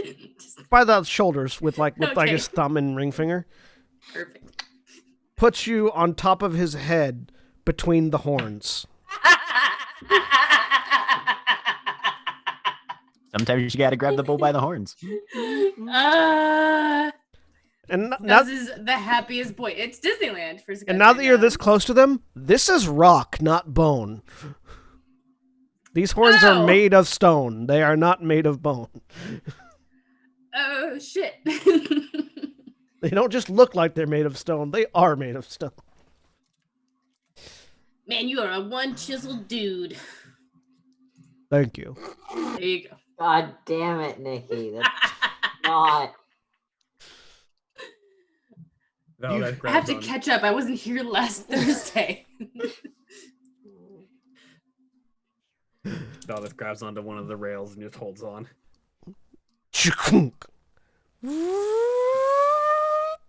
The propellers spin up, the armatures adjust, and this thing takes off.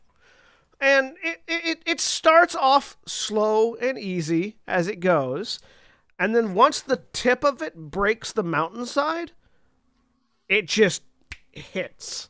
And all of a sudden, there's a lot of force as you are all holding on tight, and the ship shakes a little bit as you take off from the mountainside. As it takes off, there is a central pillar in the middle of the deck that begins to spin up as propellers unfold from it and begin spinning. So you've got a central pillar in the middle of the deck that has 3 or 4 propellers on it that are all spinning. You've got these armatures which have now sort of branched out into sort of like a kind of like that. If the ship's right here, they're sort of like arrayed around it, like sort of in a claw pattern. Behind it, though, so it's like this. that are now sort of equidistant arrayed in this claw pattern behind it, providing forward thrust. And it just goes through the air. You're moving faster than pretty much any other airship you've ever seen moves. And after a few moments of steady acceleration, it evens out, and you can all move again as your inertia is caught up. How far did Volus move? Not an inch.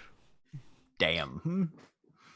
Is it really windy? We don't Very have, windy. like- yeah, my hair is doing terrible things, and I'm upset. I am now a part of the universe. Looking like Medusa over here. Yeah. Nice. Oh man, yeah, it's just those pictures of people's This hair is just what like braids are for. Yeah. but I Valda's don't- ponytail just flying out behind her. How long is this going to take? No idea. As the airship The experiment. banks, and you all sort of catch yourselves as it banks and veers around, and you can see the entirety of Terra as you Whoa. are. You can see where you took off, which was indeed the western side of the mountain. As you were, if you recall, the way the city slopes up means that as it goes higher and higher, it gets less and less around the mountain, and so where you came out was actually a part of the mountain that is not part of the city. So it's a little bit down and further back from that third tier that just slid to the side to provide an opening for the building. I And realized being 19 years. Oh, sorry. Go ahead, Jeremy. I was gonna say I realize the physics of this doesn't really work, but my head canon for the whole sequence was that Ariel, just while the whole thing was going on, like just casually pulled out a bottle of wine, held the glass just perfectly so that when it poured, it like went in.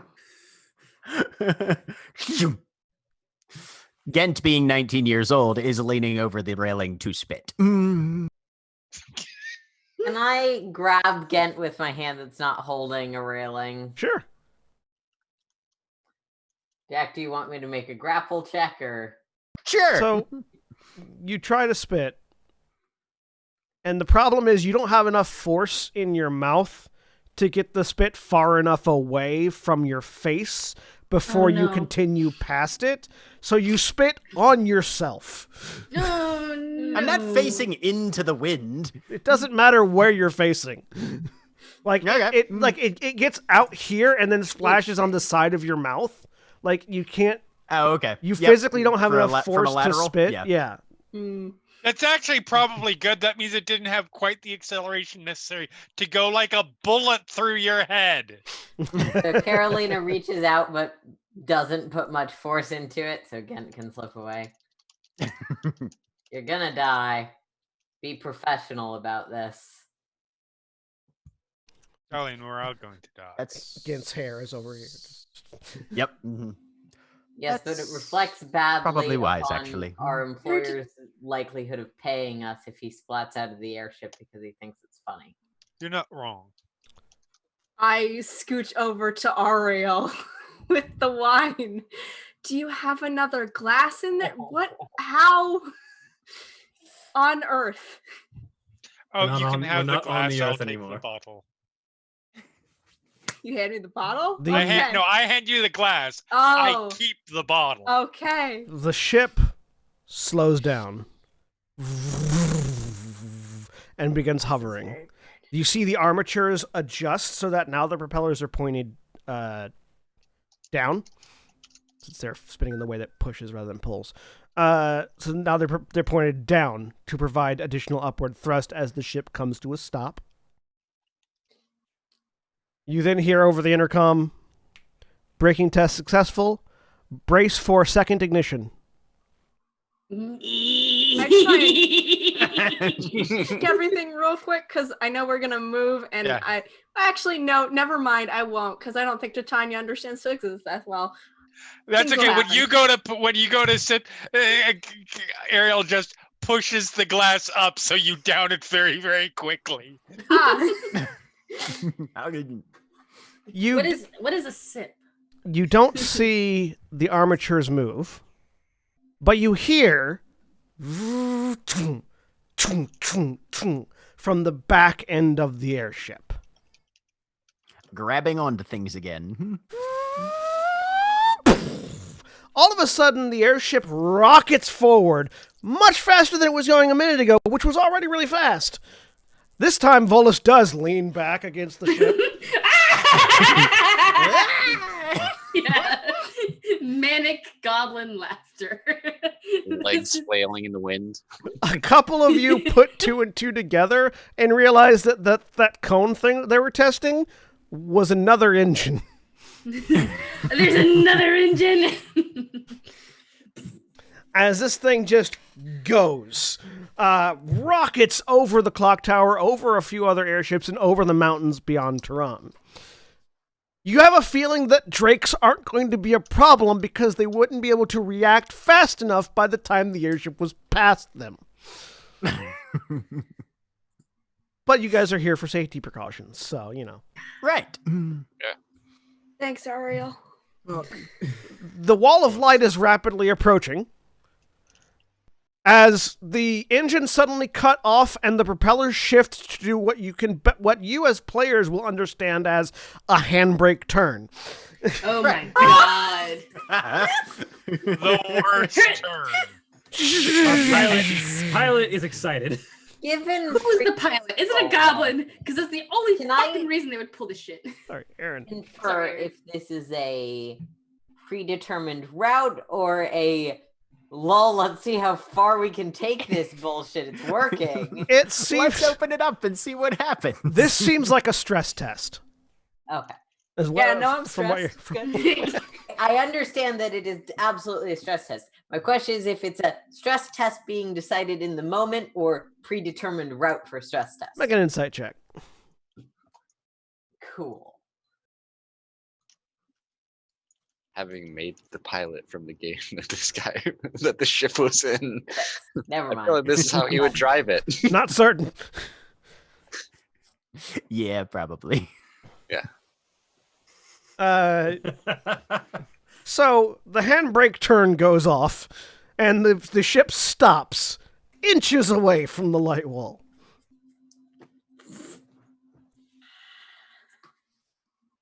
Gen's gonna reach out and touch it.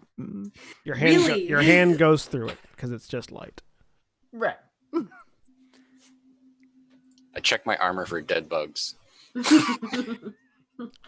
a lot of them. They're mostly in your hair and beard, though. Yeah.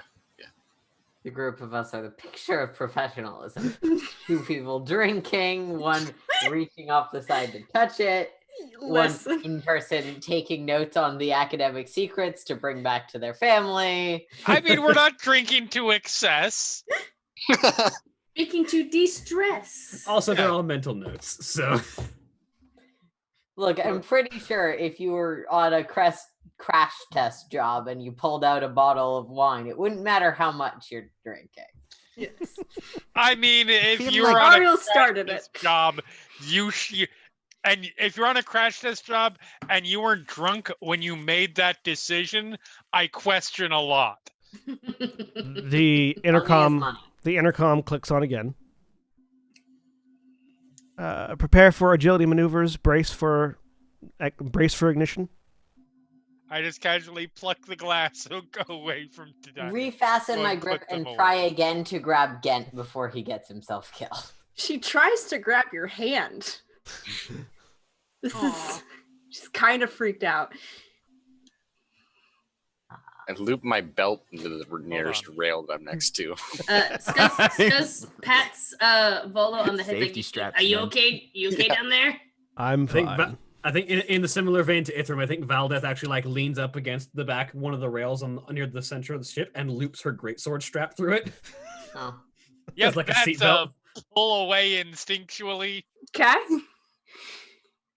Jack, So- do you want to make me roll for that or just let it happen? No, you get Gent this time. Okay. So Yep. there is a slight awkward slap Sorry. fight happening between Titania and Ariel. As those jet engines once again kick off. And you see the Earth coming towards you as the nose goes down. And then it's sky as it comes back up. As they are, and then the ship begins weaving back and forth as they test exactly how agile they can be. You see the armatures on the left and right, the propeller armatures on the left and right, adjusting frantically. Well, not frantically, fast, as the ship tilts and leans and banks and flies around as they begin to make a circuit of the peninsula. You're pretty certain there is at one point a burst of red from one of the propellers, as you're pretty certain you just killed a bird. Oh no! Oh no! That's not good. Goose for dinner, boys. Again, eventually it stops. And you all have another moment to catch yourself. I'm assuming Titania and Ariel didn't hook off into the back part of the ship from that, but still managed to... Yeah, they still managed to grab on. No. Okay. Yeah. I am going to turn into something, though, because this is Gent, were you still by the rail? unpleasant. Close to. He had gotten pulled back by Carolina. Well, no. Like Carolina was holding on to you, but were you by the rail? Right. Like physically? By the rail, yeah. He was holding So on to that. Gent, you can't really see. And as you turn around, everyone, you see Gent just covered in viscera from the bird. Okay. From the bird. I turn into a snake and wrap around a I rail. will let Gent go and try and go grab our snake of a druid before she gets someone pissed. Gent wipes the blood out of his eyes. Magpie, I think.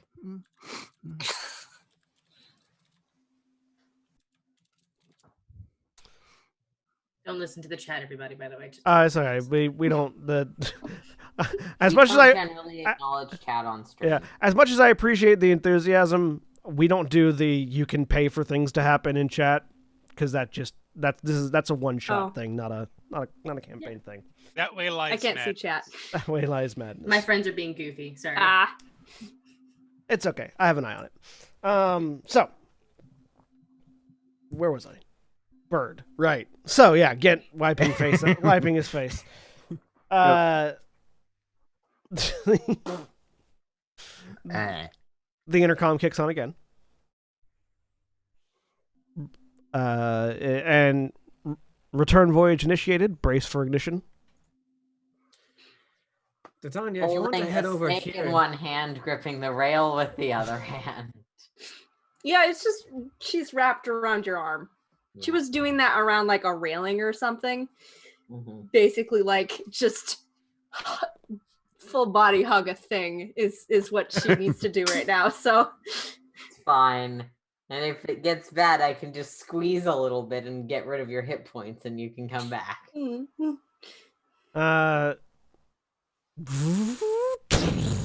As it once again kicks off, and again, Volos leans back into the wall. The ship takes off back towards Taram. You see the city approaching rapidly, and the armatures all turn around to air brake slow forward as the engines kick off once more, and the ship slows down as it reapproaches the hole in the mountain that it came out of. The armatures once again re-angle as it prepares itself, and the ship slows down and much more calmly enters back into the construction facility.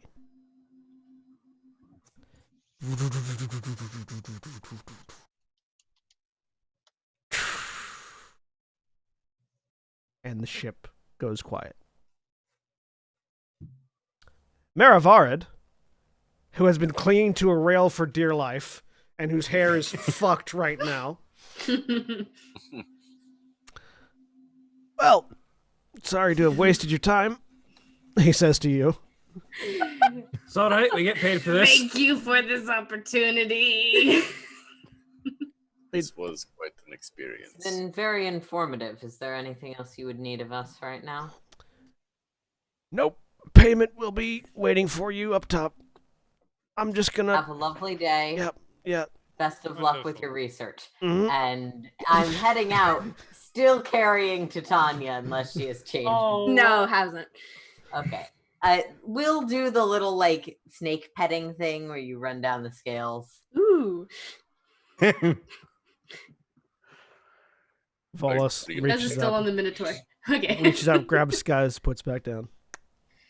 That was awesome. Thank you for being a rock in a hard place. You're welcome. God, Nikki, are you gonna keep doing? Uses one finger to pat Skuz on the head. Yeah.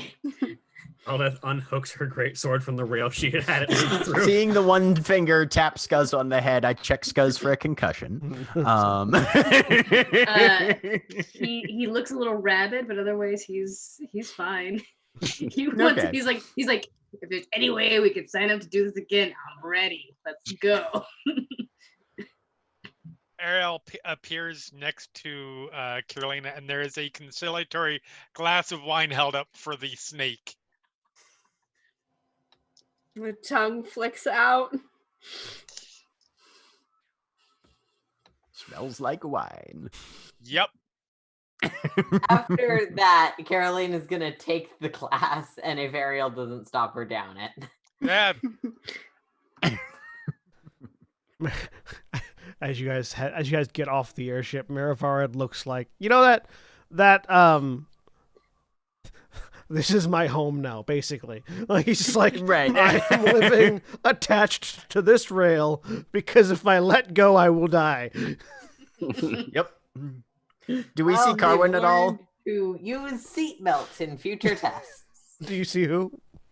Do we see Carwin at all? Oh, yeah, The, no, artificer Carwin- in charge. Carwin came out from the internals with like a clipboard and notes, and is just completely unfazed by the whole experience, just writing stuff down. Gent's gonna sidle over to her.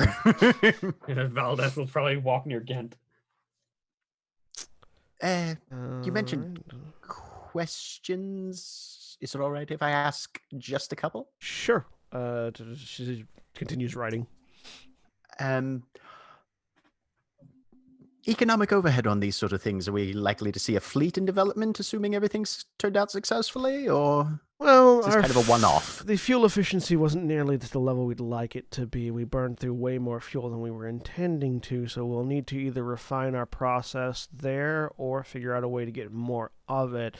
You probably won't see many of them at the moment, not until we can refine the engine process. Right. Thoughts on scale? Smaller craft with similar performance, or is the The technology as results that we saw probably? The technology that we probably- have at the moment, means that this is as small a scale as we could possibly build these. Makes sense. Makes If we sense. manage to reduce the technology in size, potentially we could make smaller ones. But at the moment, it's sort of this is as small as it could be and still work. And I understand if this isn't available for public information, but are they thinking civil or military applications, both? She just sort of shrugs her shoulders. Could be anything. Fair enough. No, I imagine it'd be particularly hard to aim at the speeds we were going. Maybe a smaller craft that was going slower might be able to be armed, but at that speed, I don't think armaments would be effective. No, I was thinking more like rapid troop deployment, that Mm. sort of thing. Well, potentially. Though I mean, She- there's space enough for at least a small battalion, if not more. she turns and looks at the various states of okay your group is in. It's like though troops being disoriented by the flight might not be the best idea. Recommendation would be probably enclosed environs and straps down. Well, this was simply a mechanical test, so we'll work on comfort at a later date. But advice taken. If you're looking for improvements in regards to efficiency and potentially weaponization, the engineers of House Stonebeard have worked on not this specifically, but things like that for quite some time. And some cooperation between Everstone and Tiram is actually part of why I'm present in the city at the moment. So I'll run it by our higher ups, and we'll see. So Thank you for the opportunity. This was Thank you for all your hard work. Sorry it wasn't more exciting. it was plenty exciting, actually. what Valdez said. Yes. You get the from that sentence alone. This artificer's seen some shit. 88 miles an hour, man. And Gent will go kind of nudge Valdez and then go catch up with the rest of the group. I do like the idea that simply because of the scale of speed, comparative to what you've gone previously, that was like at most 90 miles an hour. But still. But comparative to what you're used to, it's fucking fast. Yep. I mean, also, fucking if you spaceship. drive 90 miles an hour in like a convertible with the top down, that's what you experience. Awesome. Well, let's go get paid, shall we? Yep. Let's- Carwin just says, check in at the guard booth at the entrance to the clock tower, and you should get your. Just let them know you were part of the test flight of the Akundalar, and they will pay you. Excellent. Let's go handle that. Right? You all head out. Follow him up. Very easy to spot the guard booth. Like there's a desk where there are guards who are wearing the uniform. I will wait for the rest of my party to get up before getting our pay, but as you approach, one of them looks up and goes, "Did Maravara die?" No, he's just currently glued to a rail. Damn. You see one of them. You see him handing money to someone else. Apparently, they had taken bets. I appreciate this person. That fellow has a strong grip. It will take a while. Maybe 2 or 3 of you to pry them off the rail. He doesn't like heights. I don't know why he was the liaison for this, but yeah, Did he volunteer? I don't know. Is this the first time? I don't know. Anyway, guess- we were part of yes. the test flight crew, so we're here for a bit of a currency transfer. Yep. Give a second. They reach down. One of the guards reaches down, pulls up a small chest, puts it on the table. There you go. That's 50 gold each for the steel hearts, right? Yeah. That's correct. You see, there's a little. Your seal has been emblazoned on the top of the chest as like a brand rather than as a mark. So like this is for them. Nice. And yeah, there's 50 gold for each of you in there. Gent will Appreciate- start parsing that out to anybody. Carolina gives Gent a look. You can also just take the chest. Oh yeah, no, that's what Gent did. He took the chest, opened it up, and then started counting out money to people. You know, like you do. All right. Now, at this point, it's resignation. Whatever. So you have been paid. Where are you heading to next? Valdeth immediately parcels aside 25 of the gold that she gets paid to put into the party fund. Titania's still a snake, so I have no input on this. Yeah, no, I'm not gonna forcibly turn Titania back or anything, but I will sort of hold out my snake arm towards Valdeth to see if Titania wants to move over. Valdeth will extend an arm. I'll move over, yep. Where on Valdeth do you settle? Around the neck? I don't know. That Draped seems around like the a neck. good spot. Yeah. Like a scarf. Neck scarf. You become a scarf. You want to Yep. find the nicest, most closed part of him and just him, that's Yeah, her, the- excuse like me, if and there's- just get up in it Yep. like a Old child trying to lady. get next to their parent on the couch. Just find the spot. Let's head back to the house and get on solid ground. Couple of you have like that shaky leg thing where you're not quite certain if you're on ground or not. Hey, bonus. I don't think you have to pay for fare for me because I'm a snake. I should do this all the time. How long does your transformation last? 2 hours. Okay. That's most of the way, yeah. Yeah, I think that's the whole way. It was like an hour and a half. An hour and a half. Two things. So it depends on when you transformed, but probably. I don't think it was a half an hour on the boat. So I'm staying in there as long as possible, basically. So you guys take a boat back down? Yeah. Yeah. So 5 silver each. Do they count Titania? No, they don't. Pat, snake. Fucking snake, yeah. Mm-hmm. As long as it doesn't bite anybody. Yeah. I'll be like, just keep your snake under control. We don't want any poisonings on the boat. Is Titania currently a poisonous snake or just a constrictor? I'm just a constrictor snake, yeah. It doesn't bite. But you take a boat ride back down. Factually untrue. But Gent does I not wasn't say gonna push it, but It doesn't bite venomously. That's true.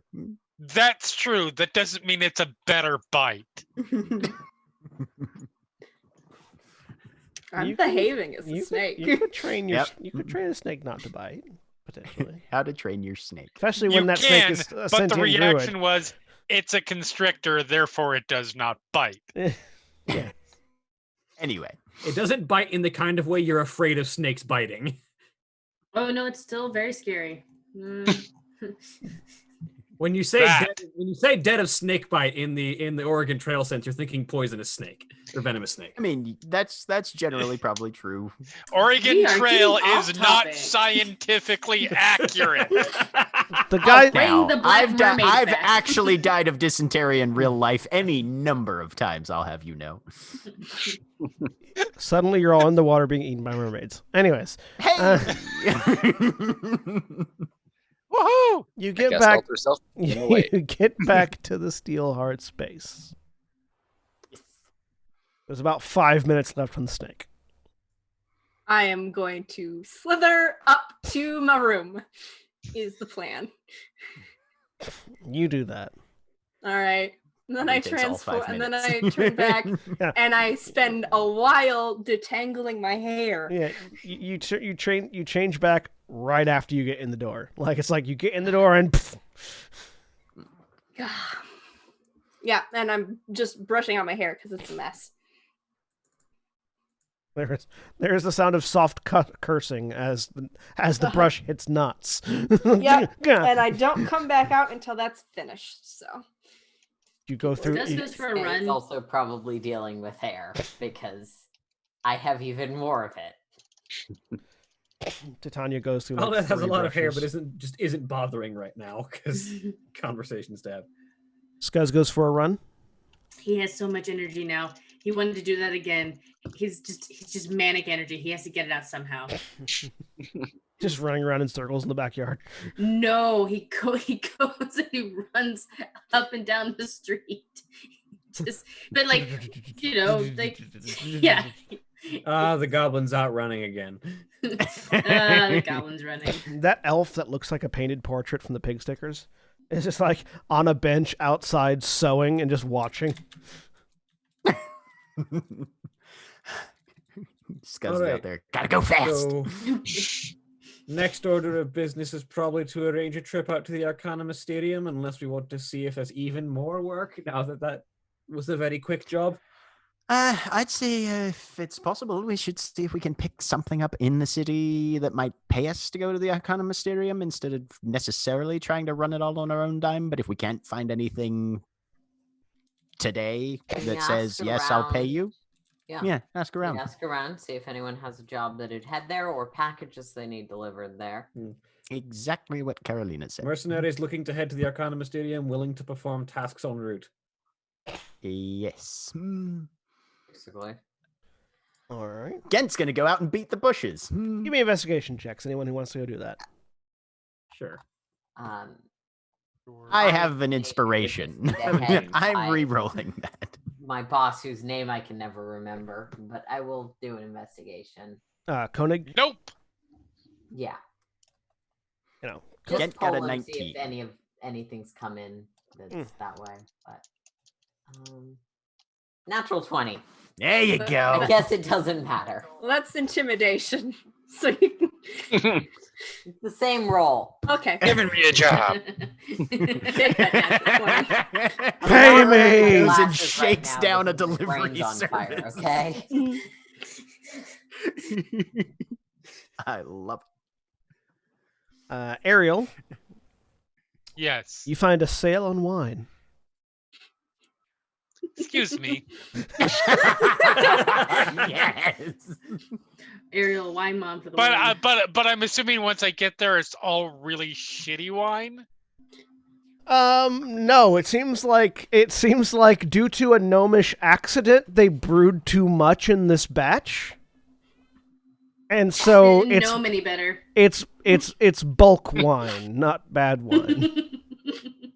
Fuck Okay, you, okay, Vicky. that's fair. That's fair. Yeah. I But appreciate it. Downside is but it fuck comes you. in the cardboard things. Yeah, the best kind. And are It's box wine. inferior to the Box bottle. wine. Box Oh. wine. I mean, the wine still may be good, but there's a reputational issue there. Oh. Sorry, I'm It's in a just box. joking. Yeah. Don't I mean, yeah, have if it's they made No, too much wine, they made more wine than they had containers for. They're in barrels. They're not. It's Barrels not is like, acceptable. Yeah, it's in a barrel. We had spare barrels sitting around. Spare the barrel. One of the things I've learned from quarantine, people have strong opinions on box wine. They do. Okay. They do. Mhm. Oh, I'm so curious about this, but we're doing a stream right now. Well, I'll ask Sorry, I'll later. tell you later. Yeah, tell me later. Ask later. So the barrel of wine. Hang on 1 second. Let me pull up a thing. Consignment sale, barreled wine. Yeah, so you can get a barrel of wine for 10 gold. Now, is that the standard price or is that the A bottle we of just made wine way typically too costs 10 much? gold. Okay, fair. Like a bottle of wine typically costs 10 gold. This is a like Bulk wine. Back alley wine. Yeah. well, How I big should of say a barrel are we talking? I here? should say a bottle of fine wine typically costs Right. 10 gold. How big of a barrel? Dwarf sized. Like the size of a dwarf. Nice. Ooh. So we're talking like Shit. I want to say a butt is the name of the barrel of that size. Probably. A butt? Is it a It big depends butt? on what historical time period you're Why talking about. does Anyway. every game eventually devolve into a discussion of the names of various barrel sizes with you? Oddly Because it's funny. Yes, it would be a butt. Ariel's got a buttload of wine. Literally. Yeah, 500 liters. Yeah.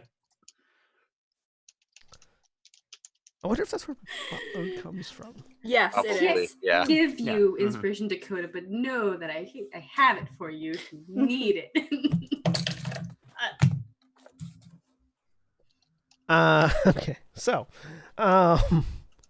you find that Ghent. Awesome. Ghent. You don't find any jaws, but you do find some. You do find some supplies you could buy for the workshop. Oh, okay. X amount How of gold in supplies. Okay. He'll drop 40 gold on that. You buy 40 gold worth of supplies Go. for the workshop. Everyone else like rolled higher than a 10. Oh, wait, I rolled higher than a 10. Oh, I rolled, that's I right. used my inspiration. Sorry. I got 19. Sorry, I saw the 8. I didn't realize you rolled a second one because I was going down. Sorry. on I number. should have mentioned. That's fair. I think you did, but I just my brain. Sorry, you got a 19. No worries. So in addition to finding that, Okay. Yay. you also find other things.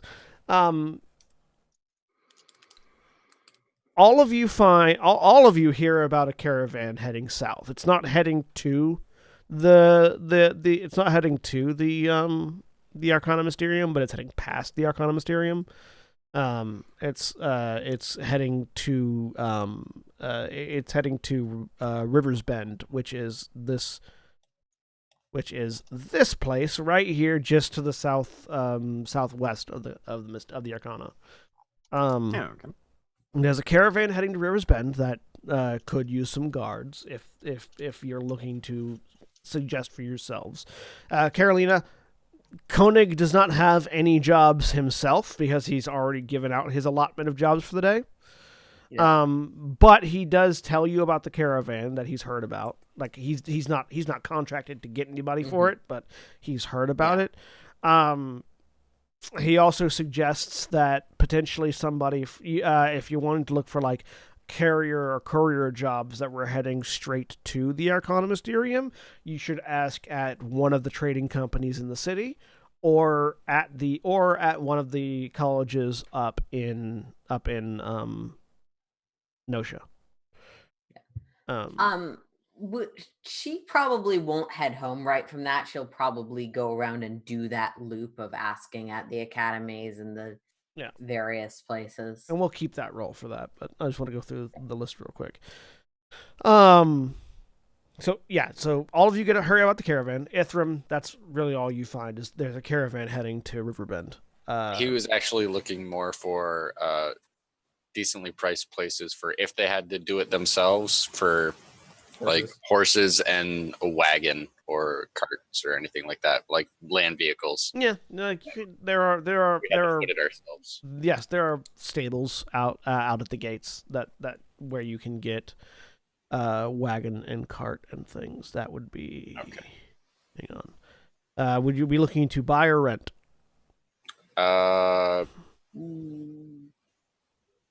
Renting includes bringing them back. So adventurers lead dangerous lives. So probably buy. So, well, renting them back. You could also rent a coach, which means you don't have to drive it, but they will drive you there, and then they'll drive themselves back. Yeah, he'd be more for buying it. Yeah. So that's something we would always have. Yeah. So, you can find carriages are available for sale at 100 gold. You could buy carts for 15 gold. And horses, depending on what kind of horse, range between 8 and 50 gold, depending on the kind of horse. Okay. All right. Yeah, I was thinking like a draft horse and a wagon. Draft horse and a wagon would be 50 gold for the draft horse. And thing, where is it? 35 for a wagon, I think. Yes. So 50 for a draft horse and 35 for a wagon. You'd probably want 2 draft horses to pull a wagon, though. Yeah, he's just making notes now. Yep. So. Okay. So. Valdeth. There are people hiring for skilled hands. Not necessarily mercenaries, but they're looking for skilled hands to actually. There's a town just north of the Arcana Mysterium. It's Mount Shade, which is because it's in the shadow of the mountains. Their rancher was recently injured in a bandit attack, and they're looking for some hands to help out on their farm. Specifically, they need people that can help gather horses, because they have a herd of wild horses that they will occasionally take a couple from to train. And they're currently at the season where they need to do that, and their ranch hands are injured. So there are people looking for skilled hands there in Mount Shadow. Or Mount Shade. Mount Shade. And Ghent. Ghent, there isn't anything that you find that is heading directly towards the Arcana Mysterium. However, there is another Is It Technology test that needs volunteers. What type of technology? Rocket gliders. I'm going to take that info down so damn fast. What's a rocket glider, you ask? It's exactly what it sounds like. I assume. Goblin making grabby hands. Carolina. The Weaveborn Academy has a package that they are sending to be analyzed by the Arcana Mysterium.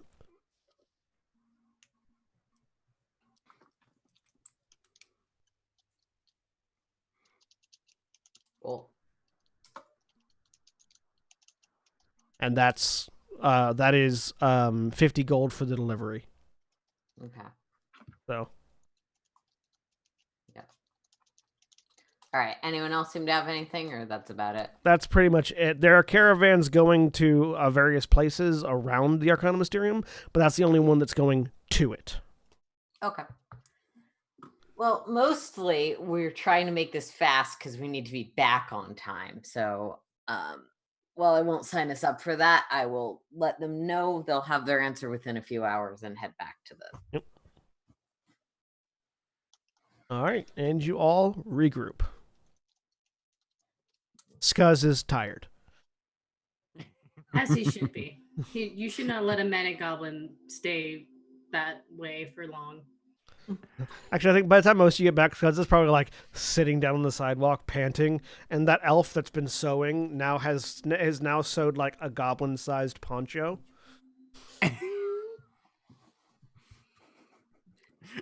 Finishes it off and just tosses it over to Scuzz. This is very nice, thank you. What is your name? You did this to yourself. I did this to myself. I did. I really did. Take sticker 3.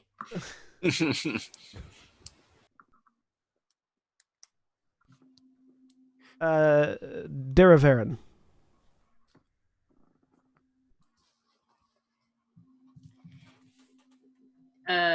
A lady, correct? No, masculine. Thank you, Durban. Just looks like an oil painting of an elf, which is the weird part. I will be right back. Scuzz shaky legs walks his way back to the house. Oh, you have a new poncho. He puts it on immediately. It's very nice. Particularly, it's made of fabric that wicks the sweat away, so it's very light and breathy and cools you down. He goes into the back garden and he picks several branches. If any of them are flowering, he grabs some of the flowers. And Scuzz takes a minute to make a flower bracelet. Okay. Thing. You do that. And then Shaky Legs back to Durbin. He's like, for you. Thank you. Puts it on, and again, this is even weirder. Like, it looks like just a regular flower bracelet when you made it, and you put it on, and for some reason, just something about him makes it look like it was always meant to be there. Of course, yeah, duh. He has a natural art style shift. Yes. He's that character in manga where that has a distinctly different art style from everyone else in the manga. Like, as Gus hands it to him, it literally changes into a different art style as soon as it meets him again. It's like, he's like, it's like how All Might is, like in My Hero Academia, All Might is a Western comic design and everyone else is anime. I think you may be the only one to get this reference. Cursed Princess Club. Oh! It's a webtoons. I haven't started reading it yet. It's good. But the main character has a different art style than everyone else. So anyway, there seems to be a caravan heading south, looking for guards. So don't know if anybody else picked up any promising options on the way, but just some farmhands looking for help. Nothing major. I found a caravan. Well, Whoa. that's a find. Weaveburn Academy needs a package delivered directly to the Mysterium, which is much better because we kind of need to go there, do whatever you want to do there, and get back quite quickly. John, does Gent know, I assume that the caravan wouldn't hire guards for a leg of the journey that then fucked off immediately to the Mysterium, right? No. Okay. So it would, yeah. Mhm. And is it a one-way escort, or are they expecting an escort back as well? One way. They're going to be hiring guards in the town to continue on to the next leg. This is just for the first leg, or for this leg of Right. the journey. Conceivably, we could hire ourselves on as guards and then drop off the package and check in at the Arcana Mysterium on our way back to the city. That maybe doesn't give us a whole lot of time, though. How? Yeah, I don't care because I don't have any business at the Mysterium. My concern is that we do need to be back in insert day number here 5 days. in 5 days. How We long could is that probably caravan make that expecting to time take? on our own. We could probably make that time with a package. If we're headed to another place and then stopping by the Mysterium, that timeline becomes Yes. very tight. It's true, that Caravans always take about twice as long as it would take for an individual because they are traveling as a group. This is for William's question. So it would probably take about 5 days for the caravan to get there. So that's probably out of the question at that point. We can probably just take the courier job to the Mysterium, drop it off, and head back. That'll at least defray some of the travel costs, probably. Mm-hmm. In that case, I know of several stables. We can perhaps buy horses and or wagons and carts if we don't all want a horse or know how to ride. John, would wag- horse riding have been part of Geist training? Because it definitely wouldn't have been part of backstory training. Not really, no. I can make an effort. I think a couple of horses and a cart would probably be a good investment for the company as a whole. That was my thoughts as well. Wrong. That's Animal handling's a -1, so I'm really good with that. I'm- lower though. It's faster than walking. Yes, Yeah. I think we'd Yeah, still... we should absolutely get a cart or something. I'm just not the most proficient rider. A couple of strong horses, a cart, and we'll make it there in, I 2 want to days. say, for Game Master, 2 days. Yeah, 2 days. So 4-day round trip. Be back just in time. Right. Seems to be our best bet. Are we renting the cart or purchasing it? I have enough to purchase myself. I could cover this cost, but we can also rent it. It's an option. I mean, there was the talk of the investment, and possibly having it actually in our possession on a permanent basis might be wise. I'm fine with that as long as it doesn't drain our resources such that we're going to be scrambling for rent at the end of the month. Well, Are we going they for strong are- horses or fast horses? That's the question. Wrong. Strong horses generally is better because you can go further. Riding All right. is We're- not so we're- adept at pulling carts. Currently, we're 35 gold short of monthly can- rent, and we're halfway through the month. I can finish the rest of that. We got 50 out of the job, right? So Yeah. I Yes. put 35 in, it covers the rest of it. Well, we're, Very well, we're set ladies on rent and for the gentlemen. month. All right. I will go let the Weaveborn Academy know that we will take the job, and the rest can sort out Transit. transit. And if you want, you can give that money to Cathian, and he'll make sure that it gets paid on time. Yeah, Valdeth will gather up the 210 gold and set it off and give it to Cathian. Oh, and Ariel, I restock the workshop. Wonderful. I will make sure. I that this- restocked the wine. I'll make sure this gets put to good use. Cathian And says. then some. All right. Well, Carolina, I think you've got us all set then. All right. And as Carolina heads off to confirm the job, that's where we're going to end for this week. Say goodbye, everybody. Bye. Hey. Goodbye.